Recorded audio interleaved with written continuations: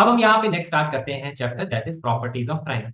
तो properties of triangle का जे advance में जनरली एक क्वेश्चन जरूर आता है और वो इन्हीं चार फॉर्मूले बेसिक फॉर्मूले जो मैं यहाँ पे दिखा रहा हूँ इसके ऊपर बेस्ड होता है। तो हम पहले यहाँ पे इस चैप्टर के देखेंगे कुछ इंपॉर्टेंट कॉन्सेप्ट और फॉर्मूले क्या है, फिर हम उसी के आईआईटी के पेपर में जो क्वेश्चन पूछे गए हैं 2013 से 21 उससे रिलेटेड हम डिस्कशन देखेंगे उन क्वेश्चन का। तो मैं आपको बताऊंगा किस तरह से इन फॉर्मूले के एप्लीकेशन बेस पे क्वेश्चन एग्जाम में बनाए जाते हैं। तो सबसे पहला सबसे इंपॉर्टेंट फॉर्मूला होता है that is of sine rule. Sine rule state करता है a upon sine of angle a is equal to b upon sin of angle b is equal to c upon sin of angle c equal to 2 times r। तो यहाँ पे ABC क्या है, sides of a triangle है, triangle ABC। Side A जो है angle A के opposite की साइड को रिप्रेजेंट करता है, साइड B एंगल B के अपोजिट की साइड को, साइड C एंगल C के अपोजिट की साइड को रिप्रेजेंट करता है। तो यहाँ पे ये रिलेशन होता है रेशियोज में। और यहाँ पे ये जो कैपिटल R है इसको अपन बोलते हैं circum radius of the circle. तो ये काफी कॉमन कॉन्सेप्ट है, सर्कम रेडियस पे एग्जाम में क्वेश्चन बनाया जाता है। इसी तरह से एक और रेडियस में डिफाइन करूंगा इन रेडियस, उसका भी काफी इंपॉर्टेंस है क्योंकि काफी क्वेश्चंस में इस टर्म को यूज किया जाता है। This is called the circum radius of the triangle. तो एक ऐसा सर्कल जो ट्रायंगल को बाहर से सर्कमस्क्राइब करता है उसके रेडियस की यहाँ पे बात हो रही है। तो अब अपन यहाँ पे इस फॉर्मूले का यूज कैसे करते हैं। तो साइन रूल का जनरल यूज आता है अगर आपको रेशियो ऑफ साइड से रिलेटेड कभी भी इक्वेशंस दी हुई होती है या कोई भी कंडीशन लिखी होती है तो रेशियो के क्वेश्चंस में इसका काफी यूज में आता है। तो क्वेश्चंस में कैसे लिखा हो सकता है, क्वेश्चन में आपको रेशियो ऑफ साइड दे सकता है, दैट इज सपोज लिख सकता है AB अपॉन C स्क्वायर। तो उसको आप जनरली अगर ऐसे दिया होता है तो उसको आप कैसे लिख सकते हैं, एंगल की टर्म्स में चेंज करके लिख सकते हैं। इस तरह से ये चीज काम में आती है। AB अपॉन C स्क्वायर को अपन कैसे लिख सकते हैं, A को अगर आप लिखेंगे that is sine A multiplied by 2r, B को लिखेंगे 2r साइन B, C को लिखेंगे 2r साइन C। तो आपको दिखेगा 2r ऊपर नीचे से कैंसिल आउट हो जाता है। तो ये जो वैल्यू है हम इस तरह से लिख सकते हैं sine A sine B upon sine square C। This is a very common type of expression जो एग्जाम में बनाया जा सकता है। तो इसमें आप नोटिस करेंगे यहाँ से 2r, यहाँ से 2r और यहाँ से 2r कैंसिल है। तो ऐसे केसेस में क्या होता है, जनरली जितनी साइड्स की टर्म्स ऊपर है उतनी ही साइड्स की टर्म्स नीचे होती है। तो यहाँ पे अगर स्क्वायर जनरेट होगा तो यहाँ जनरेट होगा तो आर की टर्म कैंसिल आउट हो जाती है। इसी तरह से एक्सप्रेशन आ सकता है ऐसे a प्लस बी अपॉन सी। तो इसको आप इस तरह से भी लिख सकते हैं that is sine of a plus sign of b upon sine of c। इसको आप ऐसे रिप्रेजेंट कर सकते हैं। तो जनरली मैं कैसे ध्यान रखता हूँ, डिग्री ऑफ टर्म, यहाँ पे इस टर्म की डिग्री 2 है, पावर 1 यहाँ पे भी 2 है। तो अगर डिग्री 2 है ऊपर भी नीचे भी 2 है तो सबको आप साइन ऑफ एंगल्स में चेंज कर सकते हैं इस तरह से। यहाँ पे भी डिग्री 1 है, यहाँ डिग्री 1 है, नीचे भी डिग्री 1 है एडिशन में। तो आप इसको इस तरह से चेंज कर सकते हैं। इसका अदर तरीके से भी क्वेश्चन एग्जाम में आ जाता है कि साइन ए sine B upon sine square C लिखा हुआ हो सकता है। तो अगर ऐसे लिखा होता है तो उसको आप साइड के टर्म्स में ऐसे चेंज कर सकते हैं। अगर क्वेश्चन में आपको साइड्स दी हुई है तो इस रेशियो की वैल्यू आप डायरेक्टली ये यहाँ पे निकाल सकते हैं। तो इस तरह से ये चीज यहाँ पे यूज में आती है। नेक्स्ट यहाँ पे एक बेसिक होता है इस तरह से कि कोई भी एंगल ऑफ ए ट्रायंगल आपका डिफाइंड है दैट इज एंगल सी। तो एंगल सी को आप इस तरह से लिख सकते हैं that is angle C is nothing but 180 degree minus angle A plus B. आप इस तरह से इसको लिख सकते हैं। तो ये चीज ऐसे भी काम में आती है। कई बार क्या होता है सम ऑफ टू एंगल्स दिया हुआ होता है, टू एंगल्स, तो उसको हम तीसरे एंगल में चेंज करके ऐसे लिखते हैं। ये भी काफी कॉमन तरीका है एग्जाम में क्वेश्चंस को लिखने का। तो इस तरह से काम में आता है। तो साइन रूल का रेशियोज में काम में आता है। नेक्स्ट हम बात करते हैं कोसाइन रूल। कोसाइन रूल का किस में काम में आता है, जनरली ऐसे वाले केसेस में क्या होगा, आपको या तो रेशियो ऑफ साइड्स दिया होगा, क्योंकि यहाँ पे भी अगर आप देखोगे तो आप रेशियो ऑफ साइड से आप डिफाइन कर सकते हैं एंगल ऑफ ट्रायंगल। क्योंकि यहाँ पे भी आप देखो डिग्री 2 डिग्री 2 डिग्री 2 और ये भी डिग्री 2। और इसको अगर आप सेपरेट करेंगे B square upon 2bc, C square upon 2bc, A square upon 2bc, तो ये रेशियो ही है। This will become b by c, this will become c by b, और ये आ जाएगा a बाय b और a बाय c। तो ये काफी कॉमन तरीका है, क्वेश्चन में रेशियो ऑफ साइड्स दिया होता है, कोसाइन रूल से आप एंगल्स डिफाइन कर सकते हैं। एंगल डिफाइन कैसे किया जाता है, जैसे कोसाइन ऑफ एंगल ए की अगर मैं बात करता हूँ तो इसकी जो एडजेसेंट साइड्स होती है b और c, तो b square plus c square आता है, ऊपर फिर आएगा माइनस ऑफ अपोजिट साइड का स्क्वायर, ये आता है, नीचे आता है 2 मल्टीप्लाइड बाय एडजेसेंट साइड का product, 2 multiplied bye b multiplied by c।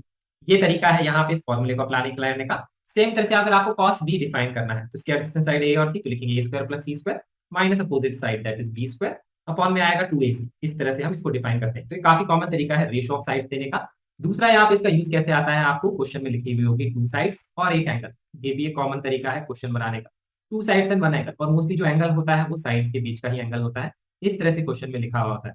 तो 2 साइड्स और 1 एंगल अगर आपको दिया हुआ है, सपोज आपको ए और सी साइड दी हुई है, इसके बीच का एंगल बी दिया हुआ है, तो आप थर्ड साइड इजीली निकाल सकते हैं यहाँ पे इस रूल को, फॉर्मूले को यूज करके। ये भी एक कॉमन तरीका है कोसाइन रूल को क्वेश्चंस में यूज करने का। तो ये दो कॉमन तरीके हैं जिस तरह से कोसाइन रूल में क्वेश्चंस बनाए जाते हैं। तो अब अपना नेक्स्ट है नेपियर्स रूल। ये भी इंपॉर्टेंट है साइन रूल कोसाइन रूल के साथ। इसको भी जनरली यूज कैसे करते हैं, अगर आपको क्वेश्चन में रेशियो से रिलेटेड इन्फॉर्मेशन है या दो साइड और उसके बीच के एंगल से रिलेटेड इन्फॉर्मेशन है। तो रेशियो से रिलेटेड इन्फॉर्मेशन है तो उसमें आप एंगल्स को इस तरह से रिलेट कर सकते हैं रेशियो ऑफ साइड। और इसमें क्या है, इसमें तो रेशियो ऑफ ऑल साइड्स दिया होता है। इसमें जनरली क्या होता है, रेशियो ऑफ टू साइड्स या दो साइड से रिलेटेड यहाँ पे बात करी हुई होती है। तो ऐसा भी हो सकता है रेशियो ऑफ टू साइड्स, या two sides and angle between sides, ऐसा भी हो सकता है। दोनों तरह से आप इसको अप्लाई करते हैं। आगे हम देखेंगे कि इसको अपन कैसे यूज कर सकते हैं। इस तरह से भी लिखा होता है। अब इस फॉर्मूले को लिखते कैसे हैं, इसको हम समझते हैं। तो इस फॉर्मूले को मैं नेपियर्स रूल को किस तरह से ध्यान रखता हूँ। तो इसको वैसे तो ऐसे लिखा जाता है, tan b minus C by two equal to b minus C upon b plus C cot a by two. मैं इसको कैसे ध्यान रखता हूँ, देखो मैं इसको ऐसे लिखता हूँ, मैं इसको ऐसे लिखता हूँ। सपोज अपने को दो साइड b और c की बात हो रही, तो अपन लिखेंगे b minus C upon b plus सी। अगर मेरे को b और c की वैल्यू पता है या b और c का रेशो पता है तो मैं ऐसे लिख लूंगा। तो इसको मैं ऐसे रिप्रेजेंट कर लूंगा। और राइट साइड में हम बेसिकली वैल्यू कैसे लिखते हैं, tan ऑफ, अगर यहाँ b माइनस सी लिखा है तो यहाँ पे आप angle b minus C by two लिखेंगे tan का।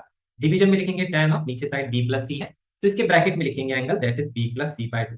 इस तरह से मैं लगाता हूँ ये फॉर्मूला। तो इसको हम ऐसे ध्यान रखते हैं। अब क्योंकि b प्लस सी कितना होता है, 180 माइनस a होता है, जैसा कि मैंने आपको बताया। इसको 180 माइनस a अगर आप यहाँ पे पुट कर देंगे तो ये कितना मिलेगा, tan of 90 minus a by to which is nothing but cot a by two. इस तरह से इसको लिखा जाता है, मैं इसको ऐसे ध्यान रखता हूँ।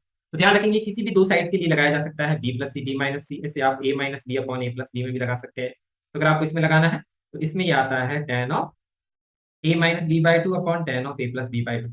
इस तरह से यहाँ पे हम ये वैल्यू लगा देते हैं। तो यहाँ पे क्या होता है क्वेश्चन में, अगर दो साइड और एक एंगल बिटवीन साइड्स दिया हुआ है, जैसे ए और सी और उसके बीच का एंगल बी दिया हुआ है, तो यहाँ पे कोसाइन रूल से तो अपन उसकी थर्ड साइड निकाल सकते हैं। नेपियर्स रूल से आप क्या निकालते हैं, दो साइड दी हुई है और भी उसके बीच का एंगल डिफाइंड है, क्योंकि देखो ये एंगल सी को ही रिप्रेजेंट करता है। अगर ए और बी की मैं बात करूंगा तो यहाँ पे ए और बी के बीच का एंगल सी को रिप्रेजेंट करता है। तो अगर मैं ये लगाऊंगा तो मेरे को ये वैल्यू पता होगी, ये वैल्यू पता होगी, तो उससे आप एंगल्स का डिफरेंस इवेल्युएट कर सकते हैं। और हमेशा ये कंडीशन तो होती है एंगल का सम, क्योंकि सी पता है तो एंगल का सम पता है, यहाँ से एंगल को डिफरेंस पता लग जाएगा, तो उससे आप एंगल्स निकाल लेंगे। बट मोस्टली नेपियर्स रूल और कोसाइन दोनों एक दूसरे से इंटरलेट करके हम ऐसे अप्लाई कर सकते हैं। इससे तो मोस्टली आप एंगल का डिफरेंस निकालते हैं, इससे आप थर्ड साइड निकालते हैं। This is a very common use of cosine rule and Napier's rule, ध्यान रखिए। और ये तीनों के तीनों जो रूल हैं इसमें काफी कॉमन है, रेशियो से रिलेटेड इंफॉर्मेशन दी हुई हो सकती है। नेक्स्ट अपना रूल है that is area of triangle. Area of triangle का देखिए किस तरह से यूज आता है। तो जो एरिया ऑफ ट्रायंगल का कॉन्सेप्ट है वो अपन ऐसे लिखते हैं, इसका फॉर्मूला होता है हाफ ए बी साइन सी। ये आपको पता होगा, half multiplied by adjacent side का product multiplied by sine of angle between that. तो इसको हाफ ए बी साइन सी भी लिख सकते हैं। इसको अगर आप साइड्स ले लेंगे ए और सी तो इसको half A C sine B भी लिख सकते हैं। तो इसमें भी अगर आप देखेंगे, अगर दो साइड और उसके बीच का एंगल पता है, ए और सी और उसके बीच का एंगल पता है, तो एरिया ऑफ ट्रायंगल आप इजीली ऐसे लिख सकते हैं।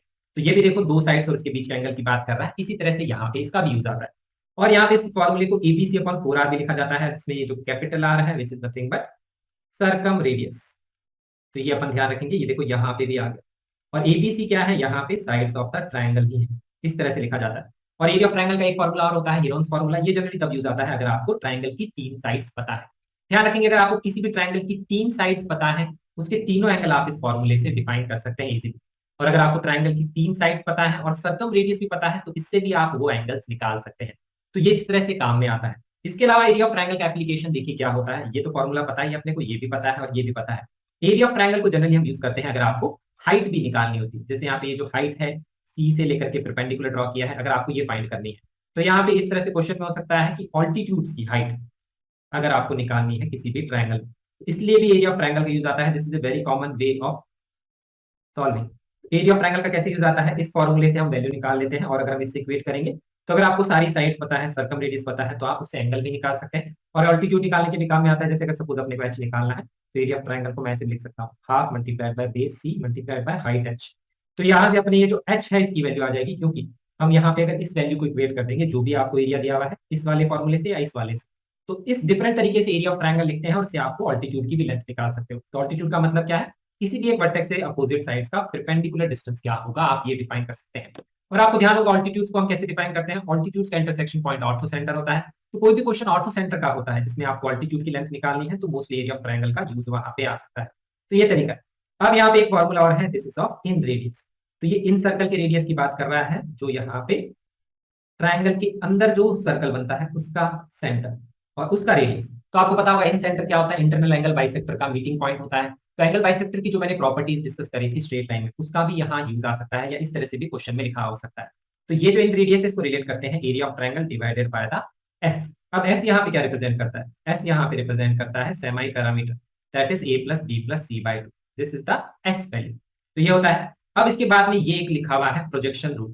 तो प्रोजेक्शन रूल बेसिकली क्या बोलता है, हम किसी भी साइड थर्ड साइड को रिमेनिंग टू साइड्स और उसके रिमेनिंग टू एंगल्स की टर्म्स में रिप्रेजेंट कर सकते हैं। कैसे करते हैं, हमने यहाँ परपेंडिकुलर ड्रॉ करेंगे। तो अगर आप यहाँ पे ये लेंथ लिखना चाहोगे ट्रिग्नोमेट्री से तो क्या आएगा b cos a, और ये लेंथ लिखना चाहोगे तो क्या आएगा a cos b। तो B cos A plus A cos B को आप थर्ड साइड सी के बराबर लिख सकते हो। तो ये काफी कॉमन तरीका है। अब एग्जाम में इसको आइडेंटिफाई आपको ऐसे करना होता है कि यहाँ पे जो साइड बी है उसका एंगल यहाँ है, और जो यहाँ साइड ए है उसका एंगल यहाँ है। तो ऑल्टरनेट में है, इंटरचेंज है, बी के साथ में कॉस ए के साथ में कॉस बी। और इसका सम लिखा हुआ क्वेश्चन में हो सकता है, आपको मैं एडवांस के क्वेश्चन बताऊंगा उसमें आपको दिखा हुआ दिखेगा। This is nothing but the third side C. ऐसे अगर आपको ए को लिखना है तो आप कैसे लिख सकते हैं, बी कॉस सी प्लस सी कॉस बी। तो कहीं पे भी क्वेश्चन में बी कॉस सी प्लस सी कॉस बी ऐसा एक्सप्रेशन दिखता है कि साइड के दूसरा एंगल और इस साइड के दूसरे एंगल का एडिशन, तो उसको आप ये थर्ड साइड लिख सकते हैं। ऐसे बी को अगर लिखना है तो आप लिख सकते हैं ए cos C plus C cos A, ऐसे हम इसको रिप्रेजेंट कर सकते हैं। तो इस तरह से क्या है, क्वेश्चन में लिखा होता है तब उसको हम चेंज करते हैं, नहीं तो इस प्रोजेक्शन रूल का, इस प्रोजेक्शन फॉर्मूला का वैसे कोई यूज नहीं आता। इस तरह से एक्सप्रेशन जनरेट हो जाता है तब हम उसको उस साइड से रिप्रेजेंट कर लेते हैं। तो ये यहाँ पे हो गया हमारे बेसिक 4 फॉर्मूले, सबसे इंपॉर्टेंट फॉर्मूले यही है। इसके अलावा कुछ इंपॉर्टेंट पॉइंट्स है वो हम यहाँ डिस्कस कर लेते हैं। तो नेक्स्ट एक इंपॉर्टेंट फॉर्मूला होता है जिसको अपन बोलते हैं हाफ एंगल फॉर्मूला। इस पे क्वेश्चन जनरली अगर एग्जाम में आता है तो इसका यूज यही होता है कि आपको क्वेश्चन में हाफ एंगल की टर्म्स में ही लिखा हुआ होगा। तो यहाँ पे अपन 3 हाफ एंगल्स डिफाइन करते हैं, angle A by two, B by two, C by two. और हम यहाँ पे कोई भी एक एंगल की बात करते हैं, एंगल ए की, तो sine of A by two, cos of A by two और tan of A by two, हम ये 3 वैल्यूज को डिफाइन कर सकते हैं। ये इनके फॉर्मूले होते हैं। इसमें जो सबसे इंपॉर्टेंट फॉर्मूला होता है that is the formula of ten A by to. ये आप ध्यान रखेंगे, काफी कॉमन है, ten of half of angle of A triangle. This is the most important formula. और इस फॉर्मूले को हम एक तरह से और रीराइट कर सकते हैं। अगर मैं इसमें ऊपर S minus A S multiplied by S minus A से ऊपर मल्टीप्लाई कर दूंगा अंडर रूट में, तो ये हो जाएगा डेल्टा, और नीचे आ जाएगा अंडर रूट में इसका स्क्वायर, तो रूट हट जाएगा, तो ये आएगा delta upon S S minus A. ऐसे आप tan A by two represent कर सकते हैं। इसी तरह से अगर सपोज आपको tan B by two define करना है तो आप क्या लिख सकते हैं, delta upon S S minus B. तब आपको ये समझ में आ गया होगा कि यहाँ अगर एंगल ए है तो उसी की साइड यहाँ है, यहाँ बी है तो उसी की साइड यहाँ है। ऐसे रिप्रेजेंट किया जाता है। क्योंकि यहाँ पे टेन ए बाई टू में इंपॉर्टेंट फॉर्मूला इसलिए हो जाता है क्योंकि जो इन रेडियस का फॉर्मूला है जो अभी अपन ने देखा था डेल्टा अपॉन एस, उसको अपन हाफ एंगल के टर्म्स में डिफाइन कर सकते हैं। और ध्यान रखिए ये फॉर्मूले जनरली तभी यूज आते हैं जब एंगल बाइसेक्टर से रिलेटेड क्वेश्चन है, हाफ एंगल की बात हो रही है तब उससे रिलेटेड है। तो एंगल बाइसेक्टर अगर एंगल ए का हो जाएगा तो ये एंगल हाफ हो जाएंगे, तो उसके केस में इन रेडियस को अपन डेल्टा अपॉन एस तो लिख ही सकते हैं, और इसको मैं S minus A tan A by two भी लिख सकता हूँ। सिमिलर तरह से इसको मैं S minus B tan B by two भी लिख सकता हूँ। इस तरह से मैं इसको रिप्रेजेंट कर सकता हूँ। तो इससे अपन क्या कर सकते हैं, यहाँ पे दो एंगल्स जो है ट्राइंगल, उसके यहाँ पे अगर एंगल बाइसेक्टर दिए हुए एंगल ए और एंगल बी का, तो tan ऑफ दोज एंगल्स का रेशियो आप डिफाइन कर सकते हैं S B F minus B upon S minus A. इस तरह से क्वेश्चन आ सकता है, बट इस तरह से अभी तक क्वेश्चन नहीं आया, but this is how the question can be frame. तो यहाँ पे रेशियो की बात हो रही है तो उससे आप tan के हाफ एंगल का रेशियो डिफाइन कर सकते हैं। तो अगर आपको एस माइनस ए और एस माइनस बी का रेशियो दिया हुआ है तो उससे आप tan a by to tan b by two का रेशियो डायरेक्टली निकाल सकते हैं। It is important. तो ऐसे यूज आ सकता है। इसी तरह से मैं इसको लिख सकता हूँ S minus C tan of C by two. तो ये हमारा tan ऑफ हाफ एंगल का फॉर्मूला हो गया। अब cosine of A by two को हम कैसे ध्यान रखते हैं, क्योंकि अपने को पता है tan ए बाई टू क्या होता है, this is nothing but sine A by two upon cos A by two. तो आप नोटिस करो यहाँ पे sine A by two upon cos A by two अगर आप लिखेंगे तो मुझे दिख रहा है कॉस ए बाई टू नीचे है और नीचे एस एस माइनस ए, तो इसीलिए कॉस ए बाई टू अगर आप निकालेंगे तो इसका रेसिप्रोकल होगा, तो इसके फॉर्मूले में भी इसका रेसिप्रोकल ही है बट रूट के अंदर। बट ये थोड़ा ध्यान रहने में इजी रहता है कि अपने को पता है यहाँ एस एस माइनस ए है तो यहाँ पे भी एस एस माइनस ए आएगा रूट में, और नीचे आएगा product of remaining two sides. इससे हमें कॉस ए बाई टू और साइन ए बाई टू के फॉर्मूले को याद रखने में देता है, कंफ्यूजन नहीं होता है। ये तो अपने को पता है delta upon S S minus A. Sine A by two और कॉस ए बाई टू में क्या आता है, नीचे तो under root of remaining two sides का प्रोडक्ट दैट इज बीसी आता है। ऊपर जो है यहाँ पे दो टर्म्स आती है, या तो एस एस माइनस ए या S minus B S minus C. S S minus A cos A by two में आता है, वो इसके रेसिप्रोकल से अपन ध्यान रख लेते हैं। तो जो S minus B S minus C है साइन ए बाई टू में आया, मोस्टली यही फॉर्मूला सबसे ज्यादा यूज होता है हाफ एंगल का। बट ये 3 फॉर्मूले भी इंपॉर्टेंट है। इसमें तभी क्वेश्चन आ सकता है जब डायरेक्टली आपको हाफ एंगल से रिलेटेड क्वेश्चन में कुछ दिया हुआ है। सेम तरह से अब मैंने इसको कर लिख लिया एंगल ए, अगर मैं इसको रीराइट करके लिख लेता हूँ angle A is equal to 180 minus B plus C. तो आप यहाँ पे देखेंगे ये जो वैल्यू है इसको मैं ऐसे लिख सकता हूँ, तो कितना हो जाएगा 90 minus B plus C by two, तो ये cot B plus C by two हो जाएगा। तो इससे tan B plus C by two आप निकाल सकते हैं, वो ये आ जाएगा इसका रेसिप्रोकल। और इसको आप ऐसे भी लिख सकते हैं और इसको आप ऐसे भी लिख सकते हैं, this is nothing but S S minus A upon delta, ऐसे भी लिख सकते हैं। अब इसका कहाँ यूज आ सकता है, अभी मैंने आपको फॉर्मूला बताया था B plus C upon B minus C, वो क्या होता है that is tan of B plus C by two upon tan of B minus C by two. तो tan of B minus C by two को left ले जाएंगे तो ये वैल्यू ये हो जाएगी, और इसको आप ऐसा भी लिख सकते हैं और इसको आप ऐसा भी लिख सकते हैं एस एस माइनस ए अपॉन डेल्टा, ऐसे भी लिख सकते हैं। तो ये भी रिप्रेजेंटेशन करने का तरीका है। और ये दोनों सेम क्यों है, क्योंकि डेल्टा स्क्वायर की वैल्यू देखो क्या है S S minus A S minus B S minus C. तो इससे मैंने उसको नेपियर्स रूल से भी कनेक्ट करके लिख लिया, क्योंकि नेपियर्स रूल में भी अपन ने देखा था हाफ एंगल जनरेट होता है tan ऑफ हाफ एंगल। तो इस तरह से उसको रिलेट करके हाफ एंगल से भी रिलेटेड क्वेश्चन बनाया जा सकता है, क्योंकि हाफ एंगल अपना उसी में आता है। और हाफ एंगल का अगर रेशियो देखना है तो आपके साइड्स के रेशियो से आप उसको भी डिफाइन कर सकते हैं। अब अपन यहाँ पे देखते हैं नेक्स्ट एक इंपॉर्टेंट पॉइंट। फॉर्मूले यहाँ पे इतने ही थे। नेक्स्ट इंपॉर्टेंट पॉइंट है ऑर्थो सेंटर से रिलेटेड, कि ऑर्थो सेंटर का distance from vertex from side निकालने के लिए बोल सकता है, या क्वेश्चन में वो इन्फॉर्मेशन दी होती है तो उससे आपको क्या पता लगता है, तो इसीलिए इसकी वैल्यूज का आपको आइडिया होना चाहिए। तो ऑर्थो सेंटर क्या होता है? परपेंडिकुलर्स का मीटिंग पॉइंट, ऑल्टीट्यूड्स का मीटिंग पॉइंट। तो इसमें एक इंपॉर्टेंट चीज ये होती है कि जहां परपेंडिकुलर्स मीट करते हैं तो आप नोटिस करेंगे ये जो अपोजिट एंगल है इसका सम 180 डिग्री है। तो इस एंगल और इस एंगल का सम भी कितना होगा? 180 डिग्री होगा। तो अगर ये थीटा होगा तो यहाँ पे ये वाला जो एंगल है इसको अपन बोल सकते हैं that will be equal to 180 minus theta. ये अपन यहाँ बोल सकते हैं। तो अगर ये 180 माइनस थीटा होगा तो अपने को दिख रहा है कि ये क्या बनेगा? एक साइक्लिक क्वाड्रिलेटरल। तो ऑर्थो सेंटर में अगर कभी भी इस तरह से साइक्लिक क्वाड्रिलेटरल बना दिया जाए तो आपको इस तरह से ये डायग्राम दिमाग में आ जाना चाहिए। This is the cyclic quadrilateral. और साइक्लिक क्वाड्रिलेटरल के एरिया से रिलेटेड भी हम एक इंपॉर्टेंट कॉन्सेप्ट देखेंगे, उसमें भी एक इंपॉर्टेंट प्रॉपर्टी का हम यहाँ पे कॉन्सेप्ट देखेंगे। अगर क्वेश्चन में ये दिया हुआ है तो हम इन साइड्स की लेंथ को रिलेट कर सकते हैं इसके डायगोनल्स की लेंथ से। वो फॉर्मूला भी अभी अपन यहाँ पे देखेंगे। तो वो भी वैसे काम की चीज है, वो क्वेश्चन में आ सकता है, वैसा क्वेश्चन अभी तक आया नहीं। तो इसमें HECD क्या होता है? एक साइक्लिक क्वाड्रिलेटरल होता है, ये अपने को पता है। अब यहाँ पे अपन ये लेंथ निकालते हैं AH और HB, ये दो लेंथ इंपॉर्टेंट होती है। तो उसके लिए अपन क्या करते हैं? इस लेंथ को डिफाइन करते हैं। इस लेंथ को डिफाइन करने के लिए अपने को ये पता है ये वाला एंगल कितना हो जाएगा? थीटा। इसको अपन एंगल C भी लिख सकते हैं। तो अपन AH इसको लिख सकते हैं साइन थीटा या साइन C लिख सकते हैं। और हम इस लेंथ को इस पूरे ट्रायंगल के हिसाब से भी डिफाइन कर सकते हैं यहाँ पे, क्योंकि ये वाला भी क्या है अपना 90 डिग्री का ही ट्रायंगल। तो अगर मैं पूरा ट्रायंगल ले लूं ABE तो ये आएगा C multiplied by cos of angle A. इसको अपन ऐसे भी लिख सकते हैं that is AB multiplied by cos of angle. A भी अपना कितना है? That is nothing but side C। तो ये आएगा C upon sine C multiplied by cos A, और C अपॉन साइन C अपन ने देख लिया है ऑलरेडी फ्रॉम साइन रूट कि अपन इसको कैसे लिख सकते हैं। साइन रूट से अपने को पता है this is nothing but 2r। तो यहाँ पे अपन ये लेंथ को डिफाइन कर लेते हैं। तो यहाँ पे अपन क्या बोलते हैं? ऑर्थो सेंटर का distance from the vertex is 2r cos ए। आप इस तरह से इस डिस्टेंस को लिख सकते हैं। तो ये तरीका है इसको डिफाइन करने का। अब अपन यहाँ पे ये डिफाइन करेंगे। तो अभी तक डिफाइन किया ऑर्थो सेंटर का वर्टेक्स से डिस्टेंस, किसी भी एक वर्टेक्स से। अगर ए से लिखना है तो 2r cos ए, बी से लिखना है तो 2r cos बी, सी से लिखना है तो 2r cos सी। आप ये से डिफाइन कर सकते हैं। ऑर्थो सेंटर का वर्टेक्स से डिस्टेंस निकाल के आप ये डिफाइन करेंगे साइड से डिस्टेंस क्या होगा? HD। तो HD अपना क्या होगा? वो हम डिफाइन करेंगे AD माइनस AH। ऐसे अपन यहाँ पे डिफाइन करेंगे। This is the way. और अगर कई बार क्वेश्चन में ऐसा भी हो सकता है ये डिस्टेंस निकालने के लिए बोले तो ये डिस्टेंस अगर आप लिख सकते हैं तो उसमें से ये टोटल लेंथ आप सब्ट्रैक्ट कर देंगे टोटल लेंथ में से। और ये जो पूरी लेंथ है ए से लेकर के बी, ये डिफाइन करना इजी है इस 90 डिग्री के ट्रायंगल में, because this is C, this is angle B। तो ये C sin B आ जाएगा ट्रिग्नोमेट्री से। तो इसको अपन ऐसे लिख लेंगे। अब मेरा आइडिया ये है कि इसको भी 2r के टर्म्स में अगर मैं चेंज करूं तो C को मैं लिख लूंगा 2r sin C, और A को लिख लूंगा मैं 180 माइनस B प्लस। तो अगर आप इसको 180 माइनस B प्लस C लिखेंगे तो एक फॉर्मूला यहाँ जनरेट हो जाएगा जो याद करना इजी रहता है, इसीलिए हम उसको उसमें चेंज कर रहे हैं। तो अगर इसको आप 180 माइनस B प्लस C लिखेंगे तो cos ऑफ 180 माइनस थीटा क्या होता है? Minus cos theta. तो ये यहाँ प्लस आ जाएगा, इसको plus 2r cos B plus C। cos B plus C is cos B cos C minus sin B sin C। तो ये इससे कैंसिल हो जाएगा, तो यहाँ बचेगा 2r cos B cos C। This is the formula. तो यहाँ से अगर आपको वर्टेक्स से लिखना है तो 2r cos A होता है, और अगर आपको यहाँ से लिखना है तो जो एंगल नहीं है यहाँ वो एंगल बच गए B और C, तो लिखेंगे 2r cos B cos C। ऐसे लिखा जाता है। अगर H का B से लिखना है तो लिखेंगे 2r cos B, और H का अगर E से लिखना है तो लिखेंगे 2r cos A cos C। ऐसे हम फॉर्मूले लिख सकते हैं। ये लेंथ इंपॉर्टेंट है। इसका तभी यूज आएगा जब क्वेश्चन में इस लेंथ की बात करेंगे, इस लेंथ की वैल्यू दी हुई है, नहीं तो अलग से इसका कोई यूज नहीं आता। पहले वाले जो फॉर्मूले देखे थे सबसे इंपॉर्टेंट 4, उसको आप कहीं पे भी यूज कर सकते हैं, मोस्टली क्वेश्चन उसी पे आते हैं। नेक्स्ट है अपना image of ortho centre in triangle lies on circum circle. ये प्रॉपर्टी तो मैंने डिस्कस करी थी, तो इसको भी ध्यान रखिएगा। अगर कोई क्वेश्चन ट्रायंगल और सर्कल से रिलेटेड आ जाए प्रॉपर्टीज ऑफ ट्रायंगल का, तो आपको ये चीज ध्यान होनी चाहिए। यहाँ पे ये एंगल इक्वल है, ये वाला एंगल इसके इक्वल है, ये ऑलरेडी हम देख चुके हैं। ये साइक्लिक क्वाड्रिलेटरल है। इसकी बात करेंगे तो इसकी इमेज यहाँ पे अगर आप लेंगे मिड पॉइंट तो यहाँ पे इसके सर्कम सर्कल पे लाई करती है। तो जो प्रॉपर्टी स्ट्रेट लाइंस में भी देखी थी वो यहाँ पे भी काम आ सकती है प्रॉपर्टीज ऑफ ट्रायंगल। अब अपन यहाँ पे देखते हैं next, that is important point circum centre. ये दो इंपॉर्टेंट पॉइंट होते हैं। सर्कम सेंटर होता है सर्कम सर्कल का सेंटर। इसका डिस्टेंस कभी क्वेश्चन में आ सकता है, आपको लिखना है साइड से। तो वो डिफाइन करना इजी है क्योंकि ये कॉर्ड ऑफ द सर्कल होगी, ये कॉर्ड का यहाँ पे मिड पॉइंट होगा, ये अपने को पता है। और अपने को ये भी पता है कि सेंटर ऑफ द सर्कल पे किसी भी कॉर्ड का जो एंगल होता है वो डबल होता है, that is the angle at the circumference. तो यहाँ पे अगर ये एंगल अपना थीटा है तो यहाँ पे ये अपना 2 थीटा होगा, ये अपन यहाँ बोल सकते हैं। और ये ट्रायंगल मैंने आपको हमेशा बोला है सर्कल्स में भी कॉर्ड जब भी बनेगी उसका ट्रायंगल आपको सेंटर ऑफ सर्कल से बनाना है। तो ये जो डिस्टेंस है OM, इसको आप कैसे लिखेंगे? r cos theta which is r cos a।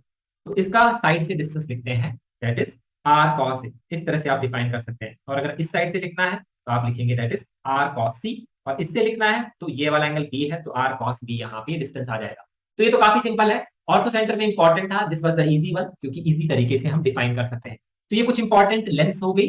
अब अपन यहाँ पे देखते हैं सर्कम रेडियस और इन रेडियस का रेशो, जिसपे काफी इंपॉर्टेंट क्वेश्चन आता है। तो ये अपना सर्कम रेडियस है, ये अपना इन रेडियस है। इसके रेशो पे क्वेश्चन आ सकता है या इसका रेशो दिया हो सकता है। ध्यान रखेंगे अगर इसका रेशो दिया हुआ है 1:2, तो ये हमेशा इक्विलेटरल ट्रायंगल को रिप्रेजेंट करेगा, क्योंकि इक्विलेटरल ट्रायंगल में अपने को पता है सर्कम सेंटर, ऑर्थो सेंटर, इन सेंटर सब कुछ एक ही होता है, तो इजी होता है डिफाइन करना। तो ये अपना हो जाएगा स्मॉल आर, ये हो जाएगा अपना कैपिटल आर, और ये मैंने आपको निकाल के भी बताया था इसके अंदर स्ट्रेट लाइंस में। तो यहाँ ये एंगल 30 डिग्री होगा, क्योंकि एंगल बाइसेक्टर भी वही होगा। तो अब आप सिर्फ इसमें ट्रिग्नोमेट्री लगाएंगे, small are by capital R is equal to sine 30, तो ये वैल्यू आ जाएगी इसके बराबर। और कभी क्वेश्चन में स्मॉल आर और कैपिटल आर की वैल्यू दे दी, सपोज स्मॉल आर आपका 1.5 है, कैपिटल आर 3 है, तो रेशो आपको पता लग गया 1:2, तो उसको देख के आपको समझ आ जाना चाहिए इक्विलेटरल ट्रायंगल होगा। This is also important observation जो क्वेश्चन में हो सकता है। अब हम इनके रेशो डिफाइन करते हैं small are by capital R तीन तरीके से। तीनों तरीके इंपॉर्टेंट है। पहला तरीका है कि इस रेशो को अपन यहाँ पे इस तरह से लिख सकते हैं, दिस इज द रेशो, लिखने का पहला तरीका। उसके लिए अपन ने क्या किया, यहाँ पे ये जो है यहाँ पे वैल्यू पुट कर दी small are by capital R. Capital R is ABC by 4 delta, this is delta by S, तो ऊपर चला जाएगा 4 delta square upon S ABC. इस तरह से आ सकता है क्वेश्चन, और इस पे अपन एक क्वेश्चन भी देखेंगे जो आईआईटी में इस पे इससे रिलेटेड पूछा गया है। नेक्स्ट यहाँ पे वैल्यू हो सकती है रेशो की, आप ऐसे लिख सकते हैं, ये दूसरा तरीका है रेशो लिखने का, small are by capital are. तो ये ध्यान रखेंगे, इसके हम डेरिवेशन पे नहीं जाएंगे, but this is an important result half angle की टर्म्स में। तो हाफ एंगल के अपन ने रिलेशन भी देखे थे, तो यह होता है small are by capital R 4 sin a by 2 sin b by 2 sin c by 2 के बराबर। ऐसे भी लिखा जा सकता है। और एक बार एडवांस में क्वेश्चन आया, आपसे पूछा था sin a by 2 sin b by 2 sin c by 2 की वैल्यू क्या होगी, तो बेसिकली वो आपको स्मॉल आर और कैपिटल आर का रेशियो ही पूछ रहा है। तो इस तरह से वो इनडायरेक्टली क्वेश्चन वहां पे पूछ लेता है। और हम यहाँ पे 4 sin a by 2 sin b by 2 sin c by 2 को आप ऐसे भी लिख सकते हैं, अगर आप ट्रिग्नोमेट्री की आइडेंटिटीज लिख के सिंप्लीफाई करेंगे, this is nothing but cos a plus cos b plus cos c minus 1। अगर आप इस एक्सप्रेशन को सिंप्लीफाई करेंगे किसी भी ट्रायंगल में, तो वो इसके बराबर आएगा। आप इसको सॉल्व कर सकते हैं। इससे अपन small are by capital R का जो रेशियो है एंगल्स की टर्म्स में भी लिख सकते हैं कोसाइन रूल के हिसाब से। तो ये तीनों के तीनों जो रेशियो लिखने के तरीके हैं, तीनों इंपॉर्टेंट है, इसको आप ध्यान रखेंगे। तीनों में से किसी भी तरह से एग्जाम में क्वेश्चन आ सकता है, स्मॉल आर इन रेडियस और कैपिटल आर सर्कम रेडियस के रेशियो से रिलेटेड। ये तीनों अपन ध्यान रखेंगे। इसके अलावा अगर मैं बोल देता हूँ, क्वेश्चन में लिखा हुआ है cos a plus cos b plus cos c 3/2 है, तो ये हमने ऑलरेडी डिस्कस किया था। कहाँ डिस्कस किया था, दैट इज इन, अपन ने डिस्कस किया था वेक्टर्स में। तो मैंने आपको बताया था उसमें a dot b b dot c c dot a की मैक्सिमम वैल्यू। तो इससे अगर आप देखेंगे, अगर इसकी वैल्यू 3/2 पुट करेंगे, तो small are by capital R कितना है, 1/2 ही है। तो इसका भी मतलब क्या है, इक्विलेटरल ट्रायंगल ही है। इस तरह से भी क्वेश्चन में दिया हो सकता है। तो ये कुछ इंपॉर्टेंट तरीके हैं रेशो लिखने के।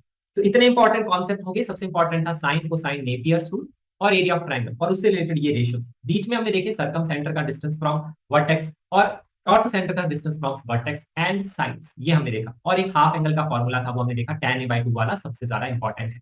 अब इसके बाद में एक लास्ट चीज मैं आपको बता देता हूँ, साइक्लिक क्वाड्रिलेटरल। ये मैं इसलिए बता रहा हूँ क्योंकि साइक्लिक क्वाड्रिलेटरल ऑर्थो सेंटर जो होता है वो बनाता है वर्टेक्स के साथ में, इसलिए इंपॉर्टेंट हो जाता है, कभी उसकी लेंथ से रिलेटेड क्वेश्चन आ जाए। तो साइक्लिक क्वाड्रिलेटरल में क्या प्रॉपर्टीज होती है, ये साइक्लिक क्वाड्रिलेटरल है, तो इसमें ये प्रॉपर्टी होती है कि अगर वन ऑफ द एंगल्स यहाँ पे थीटा है, तो अपोजिट एंगल क्या होता है, that is 180 degree minus theta होता है। तो अपोजिट एंगल का सम हमेशा 180 डिग्री होता है। This is the first property that is important. Second वाली प्रॉपर्टी काफी इंपॉर्टेंट है, जिसको टॉलमीज थ्योरम भी बोलते हैं। ये थ्योरम क्या स्टेट करती है, ये थ्योरम स्टेट करती है अपोजिट साइड का प्रोडक्ट लो AC, अपोजिट साइड का प्रोडक्ट लो BD, और वो जो सम आता है यहाँ पे AC प्लस BD, ये हो गया sum of product of opposite side. This is equal to, अगर अपने ये डायगोनल बनते हैं, इसकी लेंथ को अपन लिख लेते हैं x। तो अगर मैंने BD की लेंथ को डिफाइन कर लिया x, और मैंने AC की लेंथ को यहाँ पे डिफाइन कर लिया, that is y, that is diagonals की लेंथ। तो AC प्लस BD जो होता है वो x मल्टीप्लाइड बाय y के बराबर होता है। ये एक इंपॉर्टेंट रिजल्ट है टॉलमीज थ्योरम। इसका हम प्रूफ में नहीं जाएंगे, बट ध्यान रखेंगे। तो इस तरह से क्वेश्चन बनाया जा सकता है। तो यहाँ पे अपन ध्यान रखेंगे, क्योंकि इस तरह का साइक्लिक क्वाड्रिलेटरल किस में बनता है, अभी अपन ने देखा था ऑर्थो सेंटर में। या क्वेश्चन में ऐसा आ सकता है, सपोज एक ट्रायंगल है, उससे यहाँ पे तीनों वर्टिसेस से पास होने वाले एक सर्कल की बात हो रही। फिर आपको क्वेश्चन में ऐसे लिख सकता है कि चौथा वर्टेक्स आपने कंसिडर किया इस सर्कल के ऊपर एक अनदर पॉइंट, और उससे आपने इसको ज्वाइन किया इस तरह से, इसको भी इस तरह से ज्वाइन किया। ऐसा भी कुछ डायग्राम क्वेश्चन में बना सकता है, दैट इज दिस वन। ऐसा लिखा हुआ हो सकता है। और ये इसको ऐसे लिखने के बजाय वो ऐसे लिख सकता है कि दैट इज, सपोज एक ट्रायंगल है, और उस ट्रायंगल में आपने डिफाइन किया वन ऑफ द वर्टेक्स।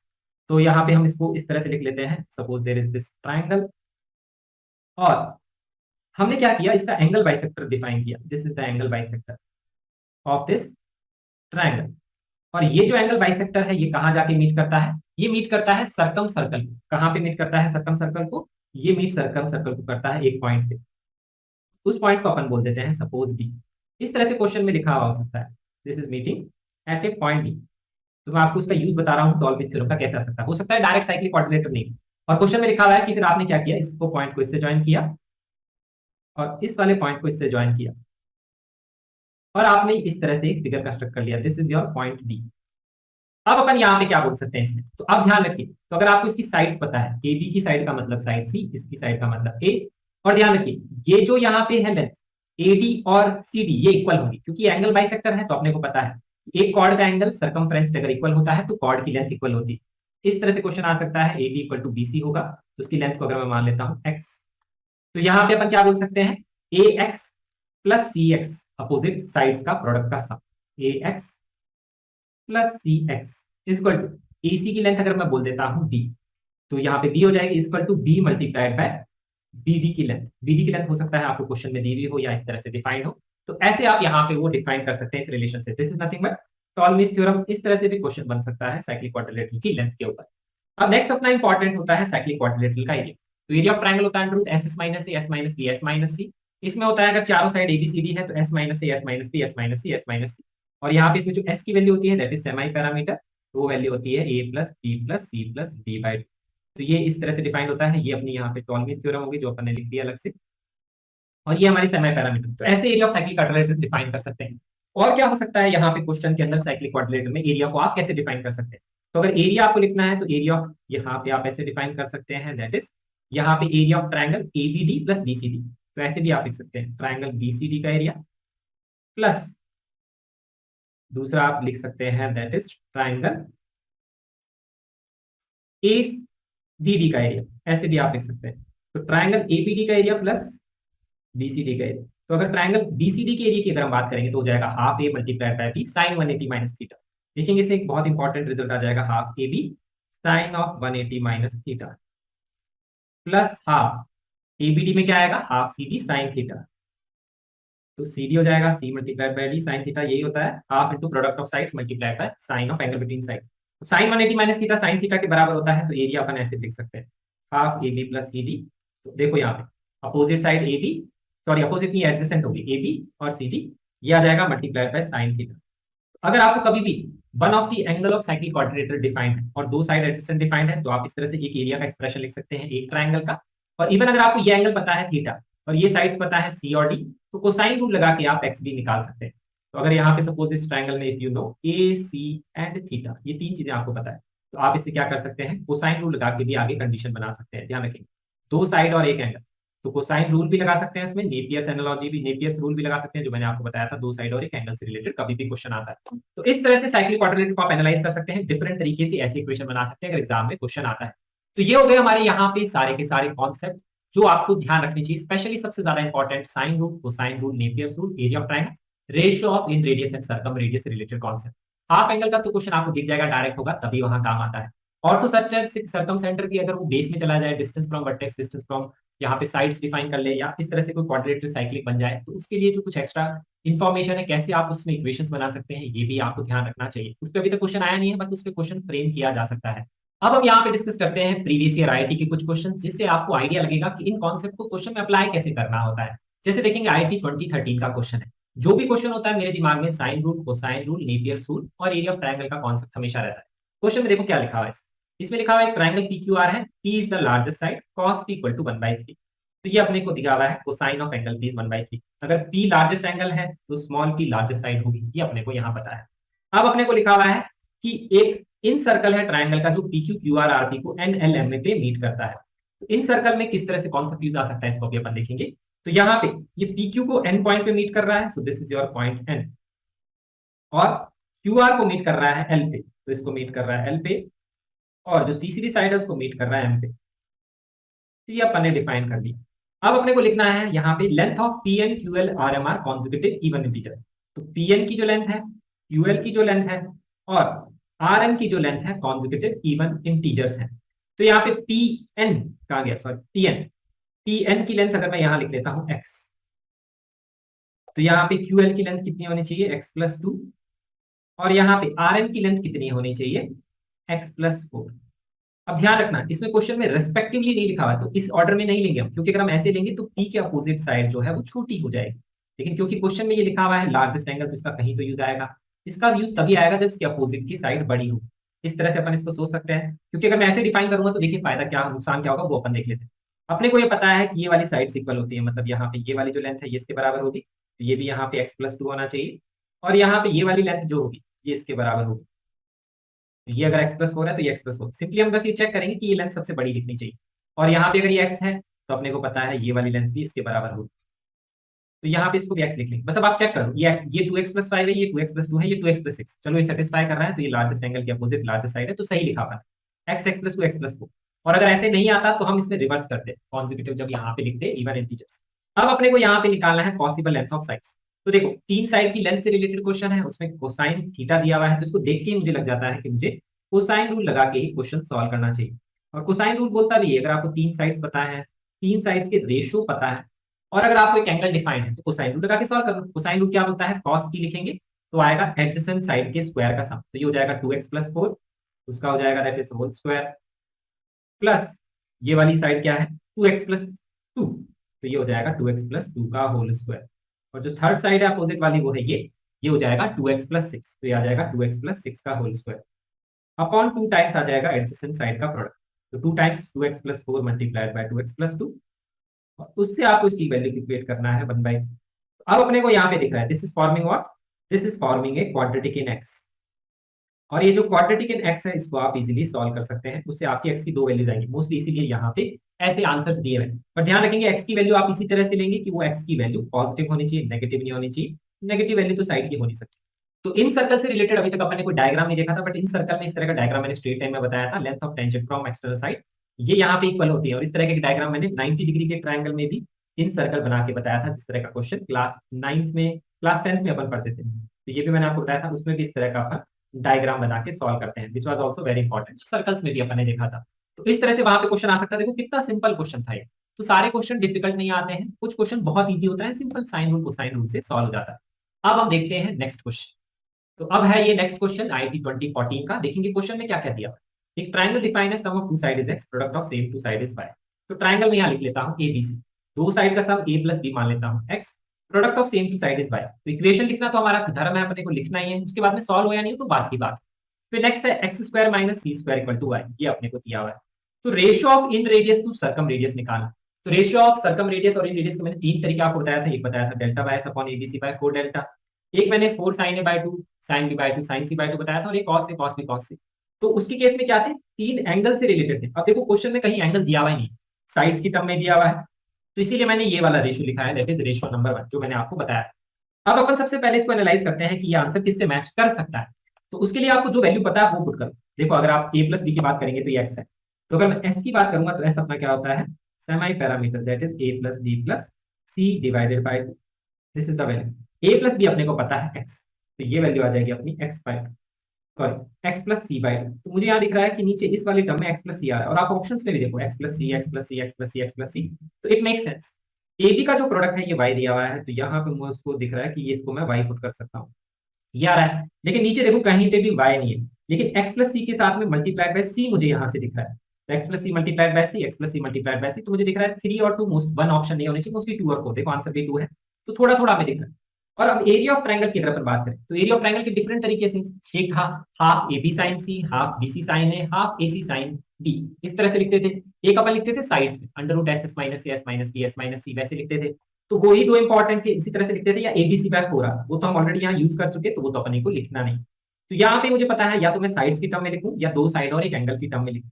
अब मुझे दिख रहा है यहाँ पे नीचे y है ए बी, और ए बी यहाँ कहीं भी नहीं है, ना नीचे y कहीं है, तो मेरे को थोड़ा आइडिया लग रहा है कि ऊपर भी ए बी की टर्म आनी चाहिए ताकि वो कैंसिल हो जाए। तो ये जो 90 एरिया ऑफ ट्रायंगल की बात कर रहा हूँ, तो इसको मैं ऐसे लिखने का सोच सकता हूँ, हाफ ए बी साइन सी, क्योंकि ऐसा लिखने से क्या होगा, अभी सिर्फ मैं सोच रहा हूँ, ध्यान रखो अभी मैं लिख नहीं रहा, मैं थोड़ा एनालाइज कर रहा हूँ ऑप्शंस के अकॉर्डिंग। तो मुझे दिख रहा है ए बी नीचे है, ए बी नीचे है, ए बी का स्क्वायर कैंसिल हो जाएगा, तो नीचे से ए बी हट जाएगा, तो वो हमारे लिए फायदा भी है। यहाँ पे ऊपर ए बी आ जाएगा, और ऊपर देखो Y Y Y Y, option में वाई है ऊपर, Y is nothing but A B, तो उससे भी आइडिया लगा कि ए बी ऊपर आना ही चाहिए। तो अब अपने को कैसे भी करके साइन सी निकालना पड़ेगा, फिर अपना आंसर आ जाएगा जो अपना मैच कर रहा है। तो ये तो हमने सिंपल ऑप्शन से एनालाइज कर लिया इस तरह से।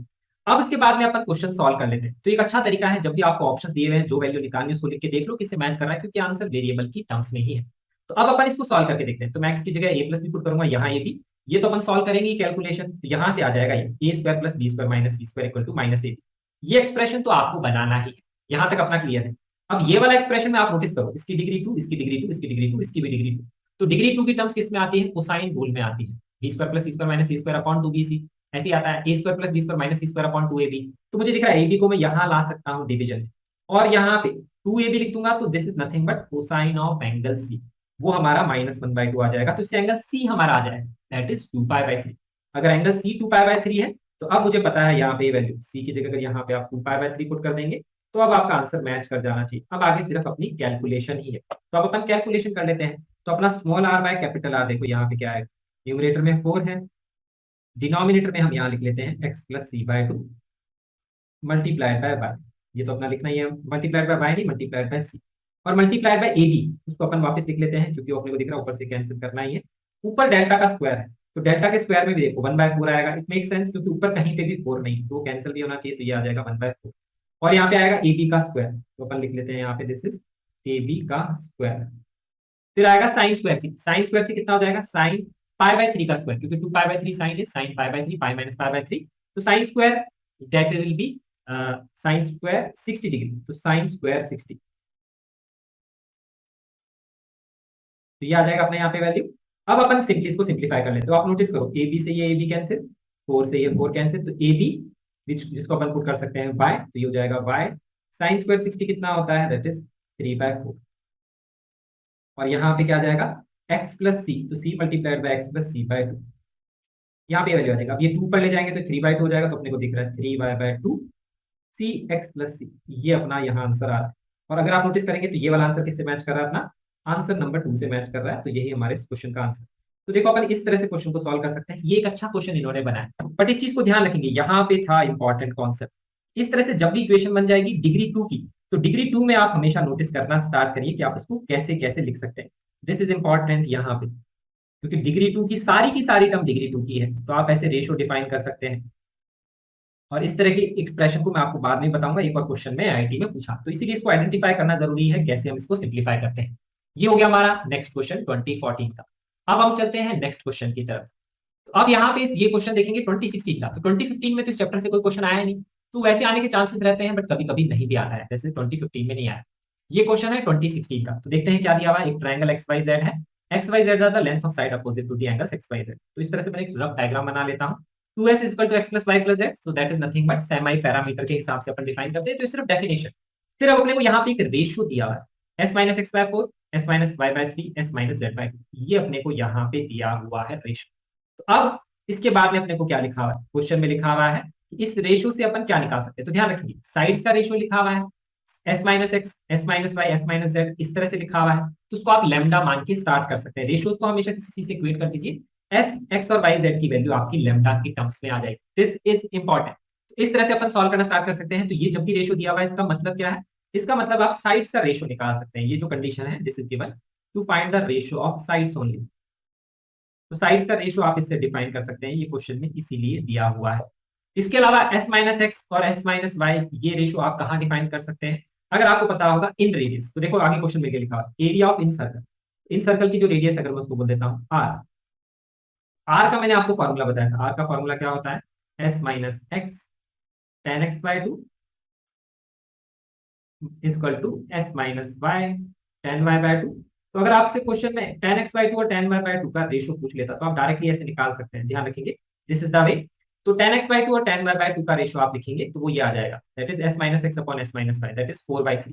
तो यहाँ से आप वो रेशियो लिख सकते हैं, अगर आपसे क्वेश्चन में पूछ ले tan Y by 2 tan Z by 2, तो इस तरह से एक छोटा ऑप्शन हो सकता है, इसके लिए ये फॉर्मूला इंपॉर्टेंट हो जाता है, टेन ऑफ हाफ एंगल का ratio. Radius of in circle दिया हुआ है, एरिया, तो ये वैल्यू अपने को दी हुई है पाई आर स्क्वायर, तो इससे अपन आर स्क्वायर डिफाइन कर सकते हैं, आर स्क्वायर की वैल्यू कितनी है 8/3। अब अपने को इसी इंफॉर्मेशन से एरिया ऑफ ट्रायंगल बताना है, रेडियस ऑफ सर्कम सर्कल बताना है, sine X by 2 sine Y by 2 sine Z by 2। तो आप नोटिस करो, रेडियस ऑफ सर्कम सर्कल को मैं लिख लेता हूँ कैपिटल आर, तो ये मैंने आपको बताया था small are by capital r क्या होता है, 4 sine a by 2 sine b by 2 sine c by 2। तो ये अपने को दिख रहा है, this is ratio nothing but small r divided by 4 times capital are. तो इसमें अपने को ये रेशियो निकालना है। तो देखो अगर ये वैल्यू अपनी आ जाएगी, तो ये रेशियो तो निकालना इजी है, ये एक दूसरे से क्या है, इंटरलिंक्ड है, जितना आपने को समझ में आ रहा है। तो small are by capital are, तो कैपिटल आर निकाल लेंगे, स्मॉल आर पता है अपने को इससे, तो इससे अपना ये रेशियो आ जाएगा। और ये लिखा हुआ है sine square X plus Y by 2, तो ये भी मैंने आपको बताया, कभी भी एंगल का सम दिया हुआ है एक्स प्लस वाई, इसको अपन क्या लिख सकते हैं 180 माइनस एंगल जेड।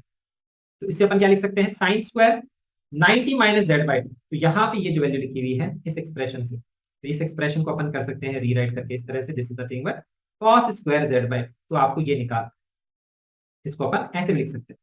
तो अब देखो, अगर मैं इस फॉर्मूले से यूज करूं तो इससे मैं tan z बाय 2 निकाल सकता हूं, क्योंकि देखो यहाँ पे मैं इसको लिख सकता हूं, निकाल सकता हूं क्या, देखते हैं अपन इसको लिखे तो s minus Z tan z by 2। तो अगर मेरे को s माइनस जेड की वैल्यू पता लग जाए एग्जैक्ट, तो मैं tan z बाय 2 इससे भी निकाल सकता हूं, क्योंकि अपने को ये पता है, ये पता लग जाए, तो इससे अपन अब देखते हैं क्या निकाल सकते हैं। तो ये मेरे को इतना क्वेश्चन समझ में आता है, ये निकालना ये दिया हुआ, सेकंड और थर्ड इंटर रिलेटेड है, और एक सॉल्व हो जाएगा तो दूसरा अपने आप आ जाएगा। एरिया ऑफ ट्रायंगल निकालने के लिए अपने को पता है ABC by 4r, half AB sine c, वैसे अपन कर सकते हैं। तो सबसे पहले रेशियो ऑफ साइड्स हम यहाँ निकाल लेते हैं। तो s माइनस एक्स हो जाएगा 4 लैम्डा, वो निकाल लेंगे, और मैं बाकी फॉर्मूले भी लिख लेता हूँ। आर हो जाएगा डेल्टा बाय एस, ये तो हमने इसका फॉर्मूला लिख लिया। फिर एरिया ऑफ ट्रायंगल का फॉर्मूला लिखिए एबीसी बाय 4r, ये लिख सकते हैं, और half AB sine C, half BC sign है, हाफ सी ए साइन भी, वो भी लिख सकते हैं। इसके अलावा अपने को क्या लिख रहा है, साइन रूल का भी मैं सोच सकता हूँ, क्योंकि रेशियो ऑफ साइड्स यहाँ पे दिया हुआ है, क्योंकि उसमें रेडियस ऑफ सर्कम सर्कल भी आता है, तो यहाँ भी आता है, यहाँ भी आता है, तो दोनों फॉर्मूले मैंने लिख लिए, ये सब मैं लिख के रख लेता हूँ। फिर यहाँ पे अब हम सॉल्व करते हैं। तो मुझे दिख रहा है एस माइनस एक्स को मैं लिख सकता हूँ 4 लैम्डा, एस माइनस वाई को 3 लैम्डा, एस माइनस जेड को 2 लैम्डा, ऐसे अपन यहाँ पे लिख सकते हैं इसको। तो यहाँ पे ये वैल्यू कितनी आएगी, तो ये वैल्यू आ जाएगी दैट इज दिस। अब यहाँ पे ये जो तीन इक्वेशंस बन गई, इन तीनों इक्वेशन से आप निकाल सकते हैं एक्स वाई जेड की value in terms of lambda. वो आप कैसे निकाल सकते हैं, अगर मैं यहाँ पे पहली और दूसरी इक्वेशन को ऐड करूंगा तो मुझे यहाँ पे क्या मिलेगा, 2s minus X plus Y. 2s minus X plus Y क्या होगा, दैट इज जेड। तो 1 प्लस 2 से आपका क्या आ जाएगा, जेड आ जाएगा। ये जो जेड की वैल्यू अगर आपको निकालनी है तो ये आपकी वैल्यू आएगी 1 प्लस 2 इक्वेशन करने से। और अगर आपको ये वैल्यू निकालनी है वाई की, तो आप क्या करेंगे, फर्स्ट और थर्ड को ऐड करेंगे, और अगर आप सेकंड और थर्ड को ऐड करेंगे तो आपका एक्स आ जाएगा। ऐसे आप एक्स वाई जेड निकाल सकते हैं। This you can find by second plus 3।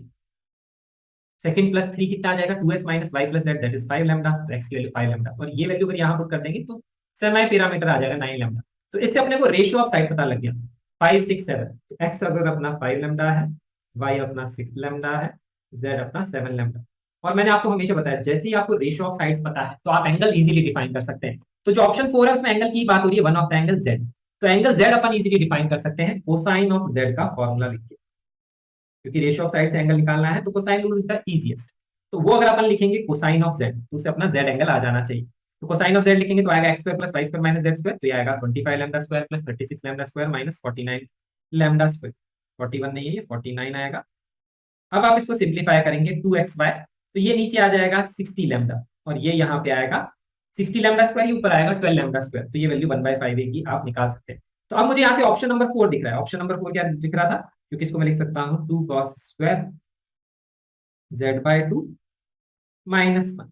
तो यहां से मैं लिख सकता हूँ 6/5। तो cos स्क्वायर z/2 अपना क्या आ जाएगा, दैट इज इक्वल टू 3/5। ये वैल्यू अपन यहाँ पे लिख सकते हैं, राइट। अब मैंने आपको बताया था इन रेडियस का ये फॉर्मूला भी होता है, तो आप cos स्क्वायर z/2 से tan z/2 निकाल सकते हैं, क्योंकि अगर मैं इसे sec स्क्वायर z/2 निकालूंगा तो कितना आएगा, वो आ जाएगा π/3। और उससे अगर आप tan z/2 निकाल सकते हैं तो आपको ये वैल्यू पता है। तो s माइनस जेड आपको पता है वो क्या है, 2 लैम्डा। तो उससे आप लैम्डा की वैल्यू डिफाइन कर सकते हैं। तो यहां से अगर मैं इसको लिख लूं sec square theta 1 plus tan square theta, तो tan स्क्वायर z/2 कितना आ जाएगा, दैट इज इक्वल टू 2/3। तो यहाँ पे अगर आप ये वैल्यू पुट करेंगे s minus z equal to r, तो यहां से आप निकाल सकते हैं that is the value of lambda. क्योंकि लैम्डा आ जाएगा तो सारी साइड्स पता लग जाएंगी। r की वैल्यू अपने को पता है, वो है √8। तो अपन ये फॉर्मूला यूज कर रहे हैं, कौन सा वाला, r is equal to s minus Z tan z/2। तो देखो इसका यूज करने का इसीलिए सोचा क्योंकि अपने को ये पता है, यहाँ पे एक ऑप्शन में यही पूछा है।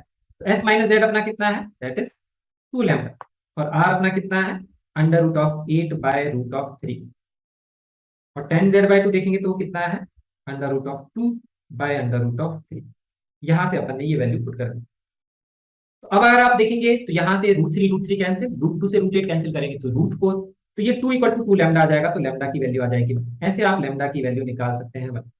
एक तो ये तरीका हो गया लैम्डा की वैल्यू निकालने का। जरूरी नहीं आप इसी को यूज करके निकालें, ये तो मैंने आपको रिजल्ट बताया था, ऐसे भी आप कर सकते हैं। और आप क्या कर सकते हैं, ये मैंने इसलिए सोचा क्योंकि ऑप्शन में हाफ एंगल के टर्म्स में दिया हुआ है, तो ये अपने को पता है, और s minus x x minus y s minus z दिया हुआ है, तो इसकी टर्म्स में मैं सोच सकता हूँ। और मैं इसमें कैसे सोच सकता हूँ, अब मुझे क्योंकि cos z पता है कितना है 1/5, तो यहाँ पे मैं इसकी टर्म्स में भी सोच सकता हूँ। देखो r की वैल्यू अपने को पता है, तो अगर मैंने एरिया ऑफ ट्रायंगल का सोचा तो एरिया ऑफ ट्रायंगल का मैं ये भी सोच सकता हूँ, delta will be equal to small r multiplied by s। क्योंकि अगर अपने को लैम्डा की वैल्यू इस तरीके से नहीं निकाली तो अपन कैसे निकालेंगे, इस वाले ऑप्शन के बाद में ये अपन सोचते हैं। तो अपन एक तरीके से और कर सकते हैं, ये हमने यहाँ पे लिखा है delta is equal to r multiplied by s। ये एंगल अपने को पता है cos z, तो मैं यहाँ पे एरिया ऑफ ट्राइंगल को ऐसे भी लिख सकता हूँ, half A B, sorry a b नहीं, सॉरी एक्स वाई जेड है ना यहाँ पे साइड्स, तो ये एक्स वाई जेड अपॉन 4 आ आएगा। और इस एरिया ऑफ ट्राइंगल को मैं ऐसे भी लिख सकता हूँ, half x y sine z, ऐसे भी मैं लिख सकता हूँ। तो अब ऐसा लिखने से क्या होता है, देखो ये काफी कॉमन तरीका है एरिया ऑफ ट्राइंगल को दो तरीके से लिखना, और उससे एक वेरिएबल की वैल्यू सॉल्व हो जाती है। जैसे अगर मैं एक्स वाई जेड अगर यहाँ लिखूंगा लेमडा के टर्म्स में, 5 लेमडा 6 लेमडा 7 लेमडा, तो यहाँ पे इक्वेशन मैं इस तरह से बना सकता हूँ, 5 लेमडा 6 लेमडा 7 लेमडा।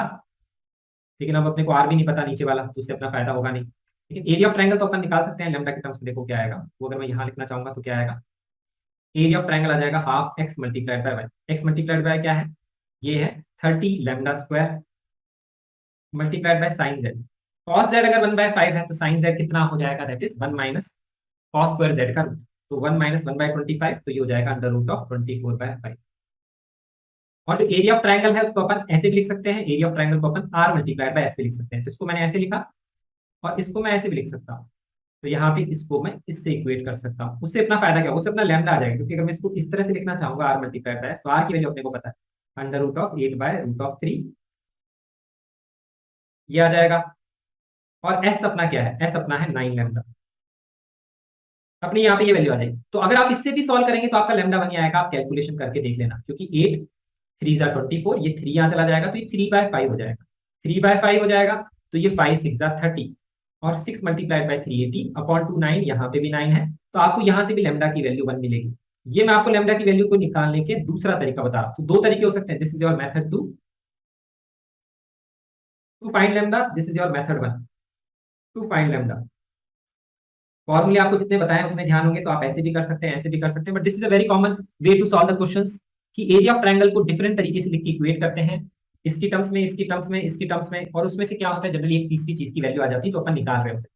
क्योंकि एक बार आपको लैम्डा पता लग गया तो आप सब निकाल सकते हैं। क्यों निकाल सकते हैं, क्योंकि अगर आपको लैम्डा पता है, और देखो यहाँ साइन जेड पता है, तो सर्कम रेडियस तो अपना यहीं से आ जाएगा। स्मॉल जेड अपने को पता लग गया, लैम्डा अगर 1 है तो स्मॉल जेड अपना 7 है, और साइन जेड अपने को पता है क्योंकि कॉस जेड अपना ये है, तो साइन जेड की वैल्यू आप यहाँ पुट कर दोगे, उससे आपको आर की वैल्यू मिल जाएगी। तो सेकंड ऑप्शन आप वहां से चेक कर सकते हैं, ये आ जाएगा। एरिया ऑफ ट्रायंगल 6√6 कैसे आएगा, क्योंकि अगर आपको लेमडा की वैल्यू पता लग गई 1, तो आप यहाँ 1 पुट कर दो, तो ये एरिया ऑफ ट्रायंगल आ जाएगा, वो यहाँ मैच कर जाएगा। स्मॉल आर कैपिटल आर का रेशो आप निकाल लेना, एक बार कैपिटल आर आपको पता लग जाएगा तो ये आ जाएगा। तो ऐसे आप बाकी चीजें सॉल्व कर सकते हैं। क्वेश्चन में सीखने का यही था, आप इक्वेशन कैसे कैसे लिख सकते हैं। तो इन सर्कल की इक्वेशन ऐसे लिख सकते हैं, क्योंकि ऑप्शन में हाफ एंगल है, ये रेशियो ऑफ साइड दिया हुआ है, रेशियो ऑफ पेरीमीटर से रिलेटेड दिया हुआ है, तो उससे रेशियो ऑफ साइड निकाल सकते हैं। रेशियो ऑफ साइड से हमेशा आप एंगल निकाल सकते हैं। ध्यान रखेंगे किसी भी एक ट्रायंगल में अगर आपने तीनों साइड्स और तीनों एंगल डिफाइन कर ली, तो उस क्वेश्चन में तो आप कुछ भी सॉल्व कर सकते हैं, वो क्वेश्चन बहुत ज्यादा सिंपल हो जाता है। तो अगर तीनों साइड्स पता है, कैसे पता लगेगी, लेमडा की वैल्यू अगर पता होगी, और तीनों एंगल तो अपने को पता ही है बिना साइड के भी, क्योंकि रेशियो से अपन एंगल निकाल सकते हैं। तो वैसे कोई भी क्वेश्चन हो ट्रायंगल का आप इजीली सॉल्व कर सकते हैं। अब हम यहाँ देखते हैं नेक्स्ट इलस्ट्रेशन, नेक्स्ट क्वेश्चन, जो यहाँ पे प्रीवियस ईयर का है 2018 का। तो देखिए 2017 में कोई भी क्वेश्चन इसमें से नहीं आया, एक साल स्किप हो गया, बट क्वेश्चन इसके आते रहते हैं, और जनरली स्टैंडर्ड क्वेश्चन ही आते हैं, जैसे अभी अपन ने यहाँ पे देखे। अब हम डिस्कस करते हैं नेक्स्ट क्वेश्चन। ये क्वेश्चन है आईआईटी का 2018 के पेपर का। तो यहाँ पे इसमें लिखा हुआ है एक ट्राइंगल PQR है, एंगल PQR इज 30 डिग्री। तो आप सिंपली डिफाइन कर लीजिए, ये एंगल 30 डिग्री है। PQ एंड QR है लेंथ 10√3 एंड 10, इसकी लेंथ 10√3 है, इसकी लेंथ 10 है। हमें बताना है कौन से स्टेटमेंट्स इसमें से ट्रू है। तो देखिए एक में ट्राइंगल QPR पूछा है, तो आपको ये एंगल निकालना। सेकंड ऑप्शन में QRP पूछा है, तो ये एंगल, तो अपने को कैसे भी करके ये वाला एंगल और जो तीसरा वाला एंगल है ये अपने को डिफाइन करने ही पड़ेंगे, ये अपने को समझ में आता है। तो ये तो निकालना ही, क्योंकि ऑप्शन में ही दिया हुआ है। अब अपने को यहाँ पे नेक्स्ट लिखा हुआ है एरिया ऑफ ट्रायंगल। तो एरिया ऑफ ट्रायंगल तो बहुत इजी है, half 10 multiplied by 10√3 multiplied by 30। तो सबसे इजी जो चेक करने का है वो यही है, एरिया ऑफ ट्रायंगल, क्योंकि इसमें अपने को एडजेसेंट साइड के बीच का एंगल पता है, तो ये तो हो जाएगा easily, half 10 multiplied by 10√3 multiplied by sin 30। sin 30 कितना होता है, हाफ, तो ये हो जाएगा 100/4, ये हो जाएगा 25√3। देखो ये तो अपन ने इजीली मैच करा था। तो क्वेश्चन में अपने को एरिया ऑफ ट्रायंगल भी दिया, अब अपने को सिर्फ एंगल निकालना है। तो फर्स्ट और second option is all about finding the angle, that's the question. Next अपना है एरिया ऑफ सर्कम सर्कल। तो इसके लिए अपने को सर्कम रेडियस डिफाइन करना पड़ेगा किसी भी तरीके से। तो अगर मैं सर्कम रेडियस को बोल देता हूँ कैपिटल आर, तो अगर मेरा कैपिटल आर आ जाएगा तो मेरा यहाँ पे एरिया ऑफ सर्कम सर्कल भी आ जाएगा। अब मुझे पता है साइड्स दी हुई, एंगल दी हुई है, तो साइन रूल में यहाँ पे वो चीज जनरेट होती है, तो वो अपन लिख लेंगे। दूसरा अपने को दिख रहा है साइड और इसके बीच का एंगल है, तो थर्ड साइड में यहाँ से निकाल सकता हूँ, तो पहले मैं वो निकाल लेता हूँ। cos 30 लिख लेंगे यहाँ पे p square plus r square minus q square upon 2tr। तो ये √3/2 हो जाएगा। यहाँ सिंपली वैल्यू पुट करेंगे tan स्क्वायर tan √3 का square minus q square 2 tan √3। अब अगर आप यहाँ नोटिस करेंगे तो 2 से 2 कैंसिल, ये हो जाएगा 100 मल्टीप्लाइड बाय √3 का स्क्वायर तो हो जाएगा 300, यहाँ हो जाएगा 100 प्लस 300 माइनस q स्क्वायर। 300 से 300 कैंसिल, q स्क्वायर की वैल्यू आ जाएगी 100, तो q की वैल्यू आ जाएगी 10।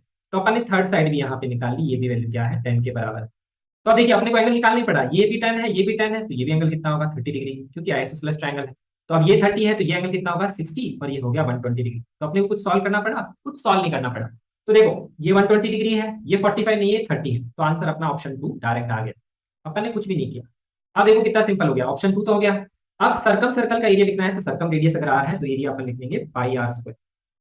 तो अब मेरे को कैपिटल R निकालने पे फोकस करना है।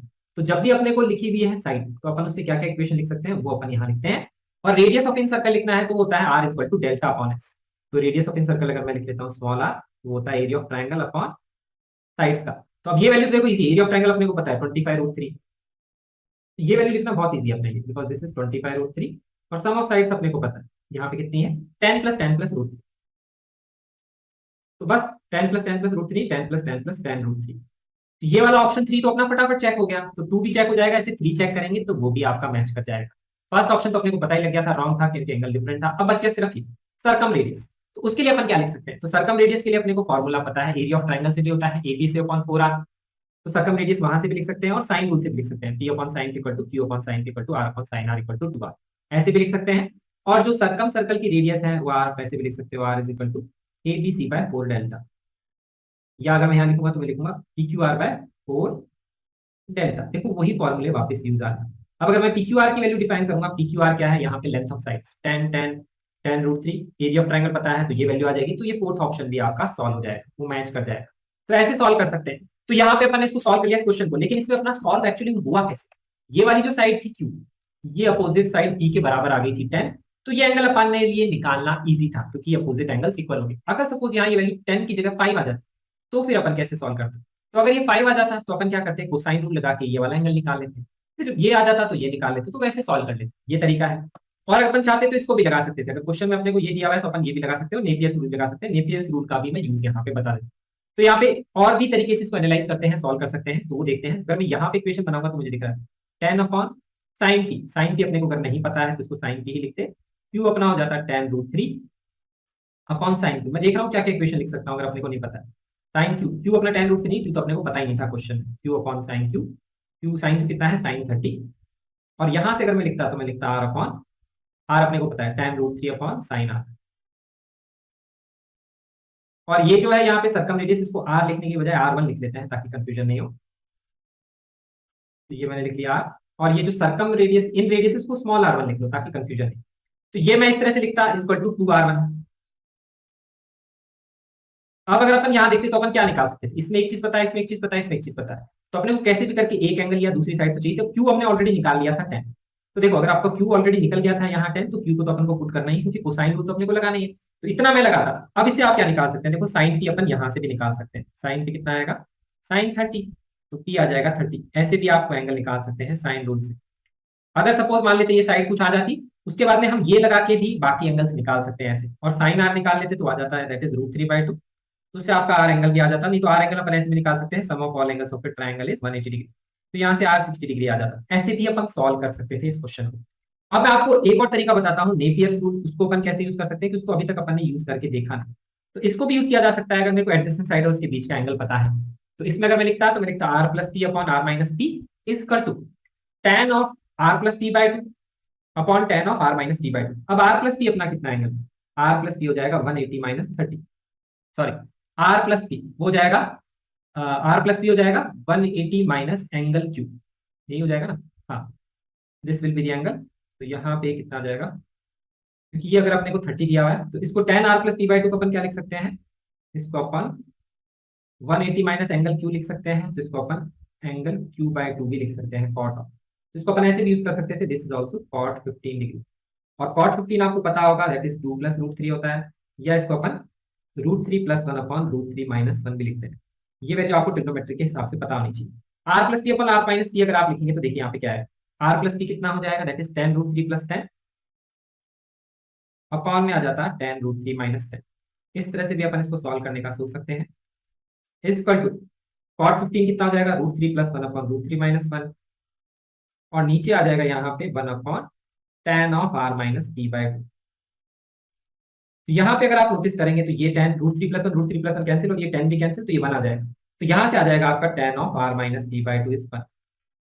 और आप ऐसे भी इक्वेशन बना सकते हैं कि r - p/2 हो जाएगा 45 डिग्री, और यहाँ से आप r - p में इक्वेशन बना सकते हैं, r - p अपना हो जाएगा 90 डिग्री। और अगर अपने को r - p पता है 90 डिग्री, और अगर ये 30 है तो r + p कितना होगा 150, तो आप उससे भी सॉल्व कर सकते हैं और आप p की वैल्यू निकाल सकते हैं।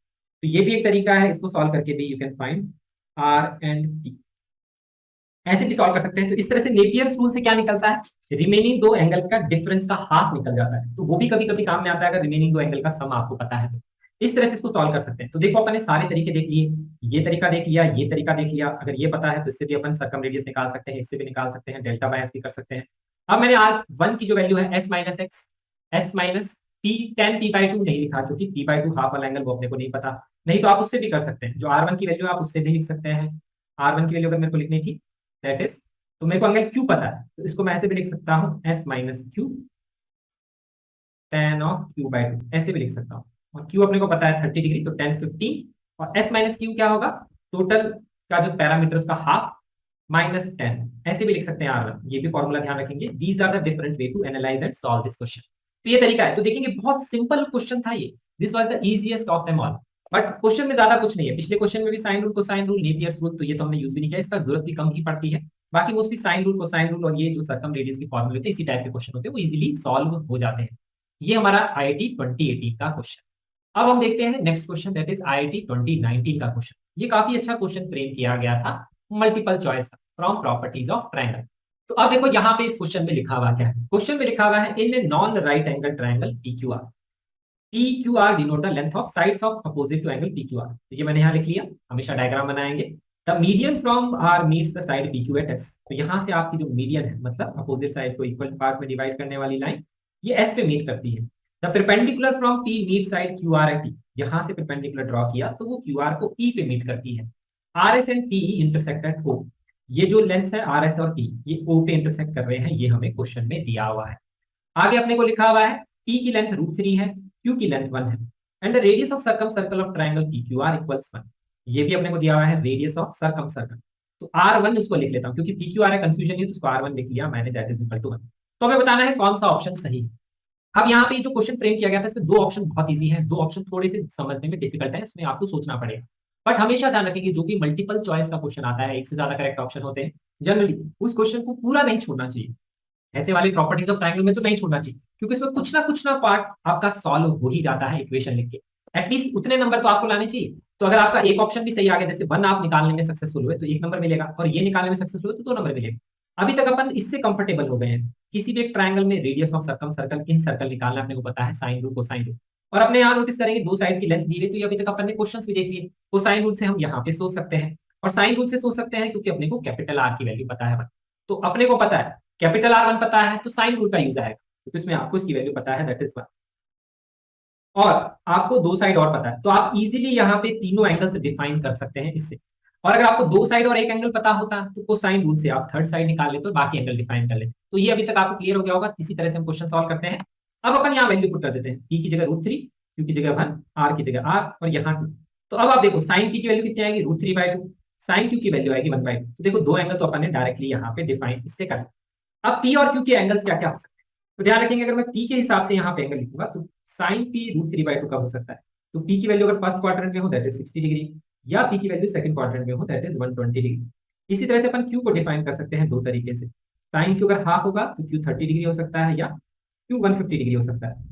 अब अपन कौन सी वैल्यू लेंगे वही अपने को यहाँ पे देखना है। तो उसमें अपने को इसी तरह से वैल्यू लिखनी है कि क्वेश्चन में लिखा हुआ है that is it is a non right angle triangle. देखो जान करके क्वेश्चन में कुछ ना कुछ दिया होता है, अगर आप राइट एंगल ट्रायंगल लेके लिख लेंगे तो आगे क्वेश्चन पूरा आपका गलत हो जाएगा। तो अब अपने को ये दिया, तो अगर मैं P और Q की वैल्यू 60 और 30 ले लूं तो यहाँ पे ये कॉम्बिनेशन बैठेगा नहीं, क्योंकि इसमें सम 90 हो जाएगा, तो तीसरा एंगल 90 हो जाएगा, तो 90 डिग्री ट्रायंगल। अगर मैं P और Q ले लूं तो इनका सम ही 180 से ज्यादा है, तो वो फिर से गड़बड़ हो जाएगी।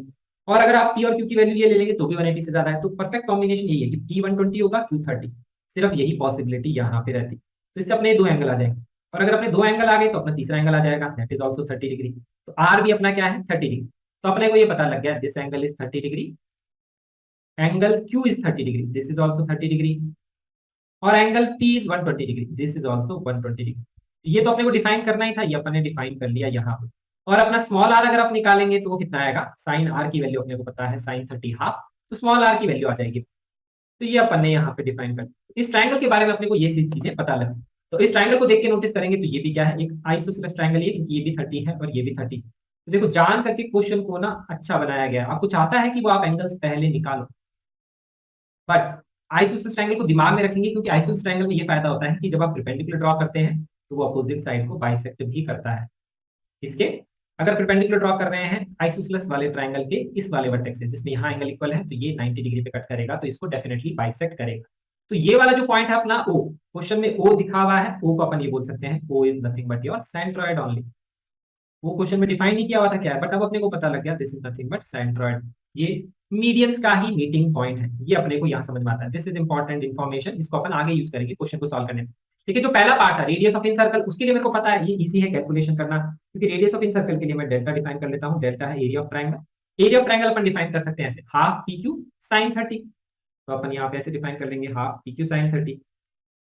तो पी क्यू कितना है, दैट इज √3। साइन 30 कितना है, दैट इज 1/2। तो ये वैल्यू आ जाएगी √3/4। और अगर आपको सम ऑफ साइड डिफाइन करना है एस, तो एस हो जाएगा पेरीमीटर का हाफ। तो 1 + 1 + √3 डिवाइडेड बाई 2। तो यहाँ पे ये वैल्यू आ जाएगी। तो अगर आपको R1 डिफाइन करना है that is delta by S, तो वैल्यू कितनी आ जाएगी, ये हो जाएगा √3/4 अपॉन दिस। तो 2 से 2 कैंसिल, तो ये आ जाएगा √3/2, 2 + √3। और अगर आप इसको रैशनलाइज कर लेंगे 2 - √3 से, तो आपका जो आंसर है ऑप्शन नंबर 3 मैच कर जाएगा। तो मैं आपको ये बता रहा था one of the option is the easy option, जो आपको डेफिनेटली सॉल्व करना ही चाहिए। तो ये √3/2, 2 - √3 आ जाएगा। This is the option you should always solve, क्योंकि इस तरह के क्वेश्चन अब आपने काफी देख लिए हैं which are easy calculation based, आप इजीली सॉल्व कर सकते हैं किसी भी ट्रायंगल। तो ये पार्ट अपना सॉल्व हो गया यहाँ पे। अब देखो यहाँ पे जो बाकी ऑप्शंस जो इजी मुझे दिख रहे हैं, that is length of R S. इस मीडियम की लेंथ अपने को यहाँ पे डिफाइन करनी है, ये कितनी होगी, आर एस की लेंथ कितनी होगी। तो आर एस की लेंथ हम कैसे डिफाइन कर सकते हैं, इसको हम यहाँ डिस्कस कर लेते हैं। तो लेंथ ऑफ मीडियम के लिए आप चाहो तो फॉर्मूला भी यूज कर सकते हो, वो फॉर्मूला मैं आपको बता देता हूँ क्या होगा। बिना उसके भी आप लेंथ ऑफ मीडियम निकाल सकते हैं, क्योंकि अगर किसी भी ट्रायंगल में ध्यान रखो, अगर आपको तीनों साइड पता है, जो हम ऑलरेडी निकाल चुके हैं, ये भी 1 है, ये भी √3 और ये भी √3, और ये एंगल्स अपने को पता है 30 डिग्री, 30 डिग्री और यहाँ पे कितना है 120 डिग्री। तो इस ट्रायंगल में आप कुछ भी निकाल सकते हैं, देयर इज नो प्रॉब्लम। तो एक तरीका तो क्या है लेंथ ऑफ मीडियम निकालने का, फॉर्मूला का। किसी भी ट्रायंगल में आप चाहो तो फॉर्मूला याद कर लो। फॉर्मूला कैसे लगाया जाता है, लिखते हैं 1/2, अंडर रूट में वैल्यू लिखते हैं, सपोज ये लेंथ मीडियम की निकालनी है, तो एडजेसेंट साइड का है p² + q² का 2 टाइम्स -r², अपोजिट साइड का यहाँ पे स्क्वायर, इसका रूट हम लिखते हैं, this is length of medium. तो ये फॉर्मूला याद भी आप कर सकते हैं, मैं बिना इसके भी बताऊंगा आप कैसे कर सकते हैं। इसमें भी आप देखेंगे आपको तीन चीजें पता होनी चाहिए, तीनों length of side of triangle, तभी लेंथ ऑफ मीडियम निकाल सकते हैं। तीनों length of side of triangle है तो आप तीनों के एंगल तो डिफाइन कर ही सकते हैं, और अगर आपको एंगल पता है तो आप मीडियन को डायरेक्टली भी निकाल सकते हैं। एक प्रॉपर्टी ऑफ मीडियन में बताता हूँ, वो भी आप ध्यान रखिएगा। वो प्रॉपर्टी क्या स्टेट करती है, वो प्रॉपर्टी ये बोलती है कि किसी भी एक मीडियन के लिए प्रॉपर्टी होती है, यहाँ पे जैसे आर एस के लिए लिखना है तो लिखते हैं एडजेसेंट साइड के स्क्वायर का sum, that is r p square और आर क्यू स्क्वायर का सम। प्रॉपर्टी हम लिख रहे हैं r p square plus r q square, जहां से मीडियन बना है उसके adjacent side is equal to 2 times median की लेंथ का square, that is r s का स्क्वायर, प्लस यहाँ पे अपन लिखते हैं अपोजिट साइड के हाफ का स्क्वायर। तो उसको आप pq/2 का होल स्क्वायर भी लिख सकते हो, उसको आप ps का स्क्वायर भी लिख सकते हो, क्योंकि अपोजिट साइड का स्क्वायर के हाफ के बराबर, हाफ के स्क्वायर के बराबर। तो ये ऐसे भी लिख सकते हैं, और आप इसको चाहो तो ऐसे भी लिख सकते हो, pq/2 का होल स्क्वायर। तो अगर आप इस तरह से भी देखेंगे तो आपको इवेंचुअली ये वैल्यू मिलेगी, क्योंकि इसको pq²/4 लिख लोगे, फिर 2 से मल्टीप्लाई करोगे तो नीचे 2 आएगा, उसको यहाँ ले जाओगे, मल्टीप्लाई करोगे और सब्ट्रैक्ट करोगे, तो आपका इवेंचुअली कुछ ऐसा ही फॉर्मूले का आंसर बनेगा। वो कैलकुलेशन आप कर सकते हैं। तो ये जो लेंथ ऑफ मीडियन है, इस प्रॉपर्टी से आप रिलेट कर सकते हैं, एक ही चीज लिखी हुई है। अब यहाँ पे इस क्वेश्चन में लेंथ ऑफ मीडियन मैं सॉल्व कर सकता हूँ कोसाइन रूल से। मेरे दिमाग में कोसाइन रूल क्यों आया वो मैं आपको एक्सप्लेन करता हूँ, क्योंकि देखो जो लेंथ ऑफ मीडियन है उसमें देखो उससे रिलेटेड ट्रायंगल क्या है। आर एस के लिए अगर मैं बात करता हूँ तो मैं कोसाइन रूल देख रहा हूँ ट्रायंगल पी आर एस में। मैं क्यों देख रहा हूँ पी आर एस में, क्योंकि पी आर एस में नोटिस करो ये एंगल अपने को पता है, ये साइड अपने को पता है 1/2, दो साइड और एक एंगल अपने को पता है, तो अपोजिट साइड अपन निकाल सकते हैं, अभी तक अपन करते हैं। तो अपन यहाँ पे ये लिख सकते हैं कोसाइन 120 डिग्री इक्वल टू 1² + 1/2²। हम कोसाइन रूल लगा रहे हैं लेंथ निकालने के लिए, माइनस में क्या आएगा आर एस का स्क्वायर। अपॉन में क्या आएगा 2 टाइम्स 1 मल्टीप्लाइड बाय 1/2। आप ऐसे भी सॉल्व कर सकते हैं, उससे भी आपकी आरएस की वैल्यू आएगी। तो आरएस की वैल्यू निकालेंगे तो आपकी आ जाएगी, that is equal to solve करने पर √7/2। ये कैलकुलेशन आप कर लीजिएगा। ऐसे भी सॉल्व कर सकते हैं, ऐसे भी कर सकते हैं, ये फॉर्मूला यही प्रॉपर्टी याद करके भी कर सकते हैं। बट प्रॉपर्टीज ऑफ ट्रायंगल है तो फॉर्मूले की जरूरत नहीं पड़ती, आप ऐसे भी निकाल सकते हैं। तो ये तरीका है लेंथ ऑफ मीडियन निकालने का। तो अपना ऑप्शन नंबर 1 भी करेक्ट है। तो जब ये क्वेश्चन मुझे दिखा तो ये तो ऑप्शन तो सॉल्व करने ही थे, 2 मार्क्स तो मैं जरूर लेके आता। थर्ड मार्क जो है अब इसमें अपने को सोचना पड़ेगा, इसको अपन डिस्कस करते हैं। क्योंकि देखो ये क्या लिखा है, ओई की लेंथ, यहां से लेकर के यहां तक की लेंथ, एसओई की लेंथ, एसओई की लेंथ नहीं, एसओई का ट्रायंगल, तो इसका एरिया कैसे डिफाइन करेंगे वो अपने को सोचना पड़ेगा। तो वो अपन डिस्कस करते हैं अब आगे। तो सबसे पहले हम ओई की लेंथ को डिफाइन करते हैं नेक्स्ट पार्ट में। इसको कैसे डिफाइन कर सकते हैं ओई की लेंथ को। तो उसके लिए मैंने आपको ये बताया है कि कोई भी ट्रायंगल है उसमें ऑल्टीट्यूड की लेंथ निकालनी है, तो आप निकाल सकते हैं अगर उसके ट्रायंगल की साइड्स और अगर उसके एंगल आपको पता है। क्योंकि अपने को पता है ये वाला एंगल कितना है, दैट इज 30 डिग्री। तो अपन यहाँ पे पीई डिफाइन कर सकते हैं। पीई कितना हो जाएगा वो इजीली हम डिफाइन कर सकते हैं, दैट इज 1 sin 30 डिग्री। तो वैल्यू हो जाएगी हाफ। अब अगर अपने को ओई डिफाइन करना है तो ओई डिफाइन करने के लिए या तो ओ आर डिफाइन होना चाहिए, वो अपने को पता नहीं है। तो वो अपन ओई कैसे डिफाइन कर सकते हैं। तो अब मैं यहाँ पे वो प्रॉपर्टी यूज करूंगा जो भी मेरे को दिखी थी। यहाँ पे ये एंगल भी 30 था, ये भी 30 था और ये था 120 डिग्री। तो मुझे दिख गया था कि ये भी अपोजिट साइड का हाफ है और ये भी अपोजिट साइड का हाफ है। तो मुझे दिख गया था क्वेश्चन में ओ क्या है, अपना सेंट्रॉइड ही है। कौन से ट्रायंगल का, of triangle that is PQR। और अब अपन सेंट्रॉइड की प्रॉपर्टी यूज कर सकते हैं। सेंट्रॉइड की प्रॉपर्टी क्या यूज कर सकते हैं, अब अपने को पता है this is nothing but the median. तो अगर मैं सेंट्रॉइड की बात करूंगा तो पीई अपना क्या है, मीडियन ही है। और अपने को पता है किसी भी ट्रायंगल में अगर अपन मीडियन डिफाइन करते हैं और सेंट्रॉइड डिफाइन करते हैं तो उसमें एक फिक्स रेशियो में उसको डिवाइड करता है। ये अपन कोऑर्डिनेट ज्योमेट्री में पढ़ते हैं। ये रेशियो ये है इक्वल और ये वाली साइड इक्वल है। तो अपने को पता होता है ये जो लेंथ है इसको किस रेशियो में डिवाइड करता है, 2:1 में। अब यहाँ देखो पी की लेंथ कितनी है, पी की लेंथ है अपनी 1/2। तो अब अपने को पता है यहाँ रेशियो कितना होगा, दिस रेशियो विल बी 2:1। आप इससे डायरेक्टली निकाल सकते हैं ओई की लेंथ। तो ओई कितना हो जाएगा 1/3 ऑफ पी। अपन डायरेक्टली इस रेशियो से इसको लिख सकते हैं। ये अपन ने रेशियो यूज कर लिया और पी की लेंथ अपने को पता है 1/2। तो ये आंसर आ जाएगा 1/3 multiplied by 1/2 that is equal to 1/6। ये आंसर आ जाएगा ऑप्शन नंबर 4। लेकिन इसके लिए अपना ऑब्जर्वेशन ये था कि आइसोसेलेस ट्रायंगल, और पहले भी अपन ने क्वेश्चन देखा था उसमें भी आइसोसेलेस ट्रायंगल ही बन रहा था। तो ये काफी कॉमन तरीका है क्वेश्चन बनाने का। अब अपन यहाँ पे इस तरह से नहीं करते तो कैसे करते, तो अपन ऐसे भी कर सकते हैं प्रॉपर्टी यूज करके सेंट्रॉइड की, कि अगर अपने को कभी भी ऑल्टीट्यूड्स की लेंथ निकालनी है तो आप एरिया ऑफ ट्रायंगल डिफाइन कर लो। सेकंड मेथड ये भी हो सकता है। तो मैं क्या यूज कर सकता हूँ, सेंट्रॉइड की प्रॉपर्टी। सेंट्रॉइड की प्रॉपर्टी क्या बोलती है, centroid 3 triangles of equal area में डिवाइड करता है। ये अपने को प्रॉपर्टी पता है। तो मैं ये बोल सकता हूं अगर एरिया ऑफ ट्रायंगल ORQ में आपको बोलूं डिफाइन करने को, एरिया ऑफ ट्रायंगल ORQ वो कितना हो जाएगा, that is equal to 1/3 of area of triangle PQR। और ये मेरे दिमाग में क्यों आया, क्योंकि एरिया ऑफ PQR हम इजीली डिफाइन कर सकते हैं।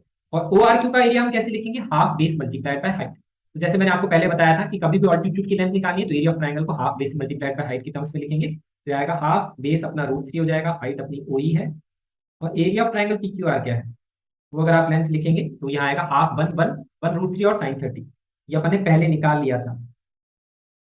तो इस तरह से भी आप ये वैल्यू निकाल सकते हैं, ध्यान रखेंगे। इससे भी आपका क्या आएगा, वही 1/6 ही आएगा। ऐसे भी आप कर सकते हैं, ये रेशियो से भी कर सकते हैं, एरियाज को भी क्रिएट करके कर सकते हैं। क्वेश्चन में आपको इस ट्रायंगल का एरिया भी पूछ सकता था ORQ का, तो वो भी निकालने को बोल सकते हैं, एक ही बात है। So this was a good question second part, but उसमें आपको एंगल्स पहले निकालने थे क्योंकि क्वेश्चन में एंगल्स ही निकालना था। तो ये गाइडेड क्वेश्चन ही था। वैसे देखोगे तो ट्रिकी लगेगा, but this was a guided question क्योंकि जैसे मुझे एंगल इक्वल दिखे तो मुझे पता लग गया ये यहाँ पे इसको मीडियन की तरह ही एक्ट करेगा। अब अपन लास्ट पार्ट देखते हैं, एरिया ऑफ ट्रायंगल SOE। तो SOE क्या है, तो आप इसको ज्वाइन कर लो यहाँ से। ध्यान रखेंगे अभी तक अपन ने जो डायग्राम बना वही चीज, ये लेंथ इक्वल है, अभी तक अपने को सब पता है, ये लेंथ इक्वल है, ये वाली लेंथ भी इक्वल है। तो बेसिकली देखो अब अपन क्या ज्वाइन कर रहे हैं, mid point of opposite side of triangle को ज्वाइन कर रहे हैं। तो उसके लिए अपने को प्रॉपर्टी पता है, ये जो लेंथ होती है ये इसके पैरेलल होती है, ये अपने को पता है। OE की लेंथ अपन ऑलरेडी डिफाइन कर चुके हैं इस ट्रायंगल में, दैट इज 1/6 कर चुके हैं अपन। और अपन कौन सी लेंथ डिफाइन कर सकते हैं, ये वाली लेंथ अपन डिफाइन कर सकते हैं। अपने को पता है कि जब अपोजिट साइड के मिड पॉइंट को ज्वाइन करते हैं तो इसके ये पैरेलल होती है और इसकी लेंथ इसके हाफ होती है। तो ये लेंथ अपने को पता है 1/2। अब इस ट्रायंगल में नोटिस करो ये लेंथ पता है और ये लेंथ पता है। अगर आपको इसके बीच का एंगल पता लग जाएगा तो आंसर आ जाएगा। तो उसके लिए भी देखो पैरेलल की प्रॉपर्टी अगर मैं यूज करूंगा यहाँ पे, तो मुझे ये दिख रहा है, ये वाला एंगल मुझे पता है, दिस इज आर 30 डिग्री। तो ये वाला एंगल भी कितना होगा, 30 डिग्री ही होगा। तो यहाँ पे अब इन दोनों साइड्स के बीच का एंगल मैं इजीली डिफाइन कर सकता हूँ, दिस एंगल। ये वाला एंगल कितना होगा, ये वाला अगर एंगल मैं बोलूंगा तो 90 माइनस 30 that will be equal to 60 degree. तो अब मेरे को अगर एरिया ऑफ ट्रायंगल एसओई लिखना है तो मैं लिख सकता हूँ half OE multiplied by SE multiplied by sine of 60 degree angle between the sides. तो ओई की वैल्यू अपने को पता है, ओई अपना कितना है, दैट इज 1/6 जो ऑलरेडी अपन निकाल चुके हैं। एसई की वैल्यू अपने को पता है 1/2, तो यहाँ ये वैल्यू पुट कर देंगे और इसको आप सॉल्व कर लेंगे। यहाँ पे साइन 60 अपने को पता है, दैट इज √3/2। तो यहाँ पे अगर आप इसको सॉल्व करेंगे तो ये √3/48 आएगा, √3/12 नहीं आएगा। तो अभी क्वेश्चन इतना अच्छा बनाया गया था कि वो चाहता था कि आप मैक्सिमम मार्क्स इसमें निकालें। तो अगर ये पार्ट आप सॉल्व भी नहीं कर पा रहे हैं तो भी दिक्कत नहीं है, ये दो भी सॉल्व कर रहे हैं तो 2 मार्क्स, और अगर आप इसके बारे में सोच पा रहे हैं सेंट्रॉइड की प्रॉपर्टी से तो 3 मार्क्स, मैक्सिमम 3 मार्क्स का ही क्वेश्चन होता है। तो आप तीनों मार्क्स यहाँ पे गेन कर सकते थे इस पार्ट को इग्नोर करके भी, क्योंकि 3 ऑप्शन आपको दिख ही रहे हैं करेक्ट। कभी भी 4 ऑप्शन करेक्ट नहीं होते हैं, क्योंकि मैक्सिमम 3 मार्क्स का ही क्वेश्चन होता है मल्टीपल चॉइस में।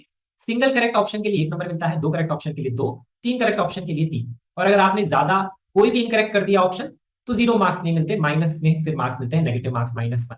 तो इसीलिए अपने को मल्टीपल चॉइस में वहां पे केयरफुल रहना पड़ता है। हम सिंगल ऑप्शन को भी सॉल्व कर सकते हैं, एटलीस्ट 1 मार्क तो वहां पे आप गेन करेंगे। अब हम डिस्कस करते हैं नेक्स्ट क्वेश्चन। तो नेक्स्ट क्वेश्चन है ये क्वेश्चन आया है आईआईटी के 2020 के पेपर में। क्वेश्चन में लिखा हुआ है let x Y z be the positive real number such that x Y z are the length of side of triangle opposite to x Y z. एक डायग्राम बना लिया अपने को, क्वेश्चन में ये लिखा हुआ तो मुझे दिख रहा है हाफ एंगल, तो मैं हाफ एंगल का फॉर्मूला यूज करूँ। tan x/2 का मैंने आपको फॉर्मूला बताया था delta upon S, S minus x. ये हो जाएगा delta upon S, S minus Z. और इसको मैंने एस की टर्म में लिख लिया 2s, क्योंकि मुझे क्वेश्चन में दिख रहा है ये टर्म्स कैंसिल होते हुए, यहाँ पे एस, एस और एस कैंसिल, यहाँ पे ये 2 और ये 2 कैंसिल। तो ये इक्वेशन अपनी ऐसे बन जाएगी। ये तो मैं लिखूंगा ही, क्योंकि हाफ एंगल का तभी यूज आता है। अब यहाँ पे ऑप्शंस में देखो क्या लिखा, ये तो एंगल्स को रिलेट कर रहा है, तो एंगल वाई की वैल्यू निकाल रहा है एक्स और जेड की टर्म्स में। तो मैंने आपको बोला था कभी भी सम ऑफ 2 एंगल्स अगर दिया हुआ है तो बेसिकली इसका मतलब क्या है, ये यही बोल रहा है कि आपका वाई एंगल कितना है, 90 degree. This is what it is trying to say in option number 2। क्यों, क्योंकि अपने को पता है तीनों एंगल का सम 180 होता है। अगर x प्लस जेड जो है y के बराबर है तो मतलब 2y हो जाएगा 180, मतलब y 90 डिग्री, ये यही बोल रहा है। इसका कहने का मतलब है y अपना कितना है 60 डिग्री, क्योंकि अगर आप x प्लस जेड को 2y को कर देंगे तो 2y प्लस y हो जाएगा, that is 3y, 3y equal to 180 मतलब y 60 डिग्री। तो फर्स्ट और सेकंड ऑप्शन को हम ऐसे रीड करते हैं कि आपको एंगल निकालना है, y एंगल पे फोकस किया गया है। थर्ड ऑप्शन में क्या है, tan x/2 के लिए delta s, delta upon s, x minus x लिखना है, तो आपको एरिया ऑफ ट्रायंगल लिखना पड़ेगा x y z में, तभी ये ऑप्शन आएगा। फोर्थ ऑप्शन में नोटिस करो यहाँ पे ये सारी की सारी टर्म्स क्या है, डिग्री 2 की टर्म्स। तो मैंने आपको बताया था पहले भी क्वेश्चन में डिग्री 2 की जो टर्म्स होती है कोसाइन रूल में होती है। तो अगर मैं इसको एक्स जेड से डिवाइड कर दूंगा तो ये cosine of y angle generate कर सकती है।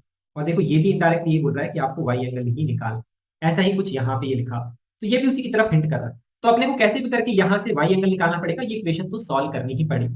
तो आपको एक्स वाई जेड में या तो ऐसे इक्वेशन बनेगी, और 90 डिग्री होगा तो x square plus z square equal to y square equation बनेगी, ऐसा ही कुछ क्वेश्चन। तो अब अपने को इसको सिंप्लीफाई करना पड़ेगा एक्स वाई जेड में, तो एलसीएम ले लेते हैं s minus z, s minus x, तो आएगा 2s minus x minus z, ये वैल्यू होती है that is equal to y. तो अपने को पता है ये वैल्यू y के ही बराबर है, तो ये इससे अपन कैंसिल कर सकते हैं बिकॉज बोथ आर इक्वल। तो डेल्टा की वैल्यू आ जाएगी x minus x multiplied by s minus z. Simplify करेंगे तो डेल्टा को मैंने पुट कर दिया s S minus x, s minus y, x minus z. दोनों तरफ स्क्वायर करेंगे तो s minus x, s minus z cancel होंगे, यहाँ पे एक्सप्रेशन आ जाएगा। इसको आप मल्टीप्लाई करके सॉल्व कर लेना तो आप देखेंगे तो एस स्क्वायर से एस स्क्वायर कैंसिल। अब आप s की जगह यहाँ वैल्यू पुट कर देना, उसके पहले आप इसको लेफ्ट में ले जा सकते हैं, उसको लिख सकते हैं s multiplied by x plus z minus y, और यहाँ पे लिख सकते हैं आप एक्स जेड। तो जब अगर आपको s को पुट करना है तो आप उसको पुट कर सकते हैं x plus z plus y by 2। तो जो 2 है उसको आप राइट में ले जाइए, तो इसको आप ऐसे पुट कर सकते हैं अपॉन 2। तो यहाँ पे आएगा x प्लस जेड का स्क्वायर माइनस वाई स्क्वायर, और ये आएगा 2xz। उसको आप सिंप्लीफाई करेंगे दोनों से 2xz कैंसिल हो जाएगा, तो ये आएगा x square plus z square equal to y square.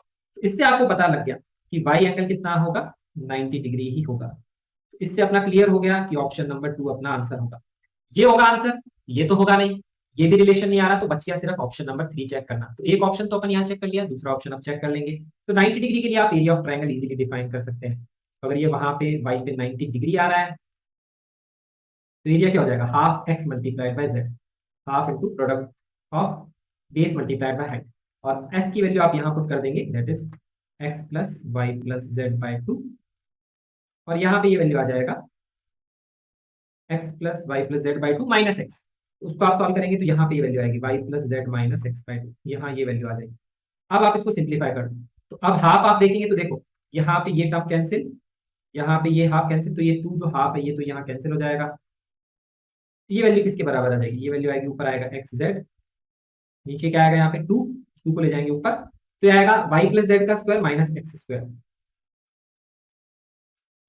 अब आप इसको सिंप्लीफाई कर लीजिए, तो इतने पार्ट को अगर आप सिंप्लीफाई करेंगे तो क्या आएगा, y square plus z square plus two y z minus x square. यहाँ पे कुछ वैल्यू इस तरह से आ रही है, और यहाँ पे अपना आंसर क्या आ जाएगा ये। अब अगर आप यहाँ पे इसको सिंप्लीफाई करेंगे तो आपको दिख रहा है नीचे आपको y प्लस जेड चाहिए, तो आप क्या करेंगे एक्स स्क्वायर की जगह पुट कर दीजिए, that is y square minus z square. तो यहाँ पे अगर आप ये वैल्यू पुट करेंगे एक्स स्क्वायर की जगह y square minus z square, तो आपको ये दिखेगा y square minus x square, sorry इसको यही पुट कर देता हूँ डायरेक्टली यहाँ पे, क्योंकि मुझे दिख रहा है ये माइनस एक्स स्क्वायर है, ये वाई स्क्वायर है, तो y square minus x square कितना हो जाएगा, दैट इज जेड स्क्वायर। तो ये आ जाएगा यहाँ पे जेड स्क्वायर प्लस में z square plus two y Z.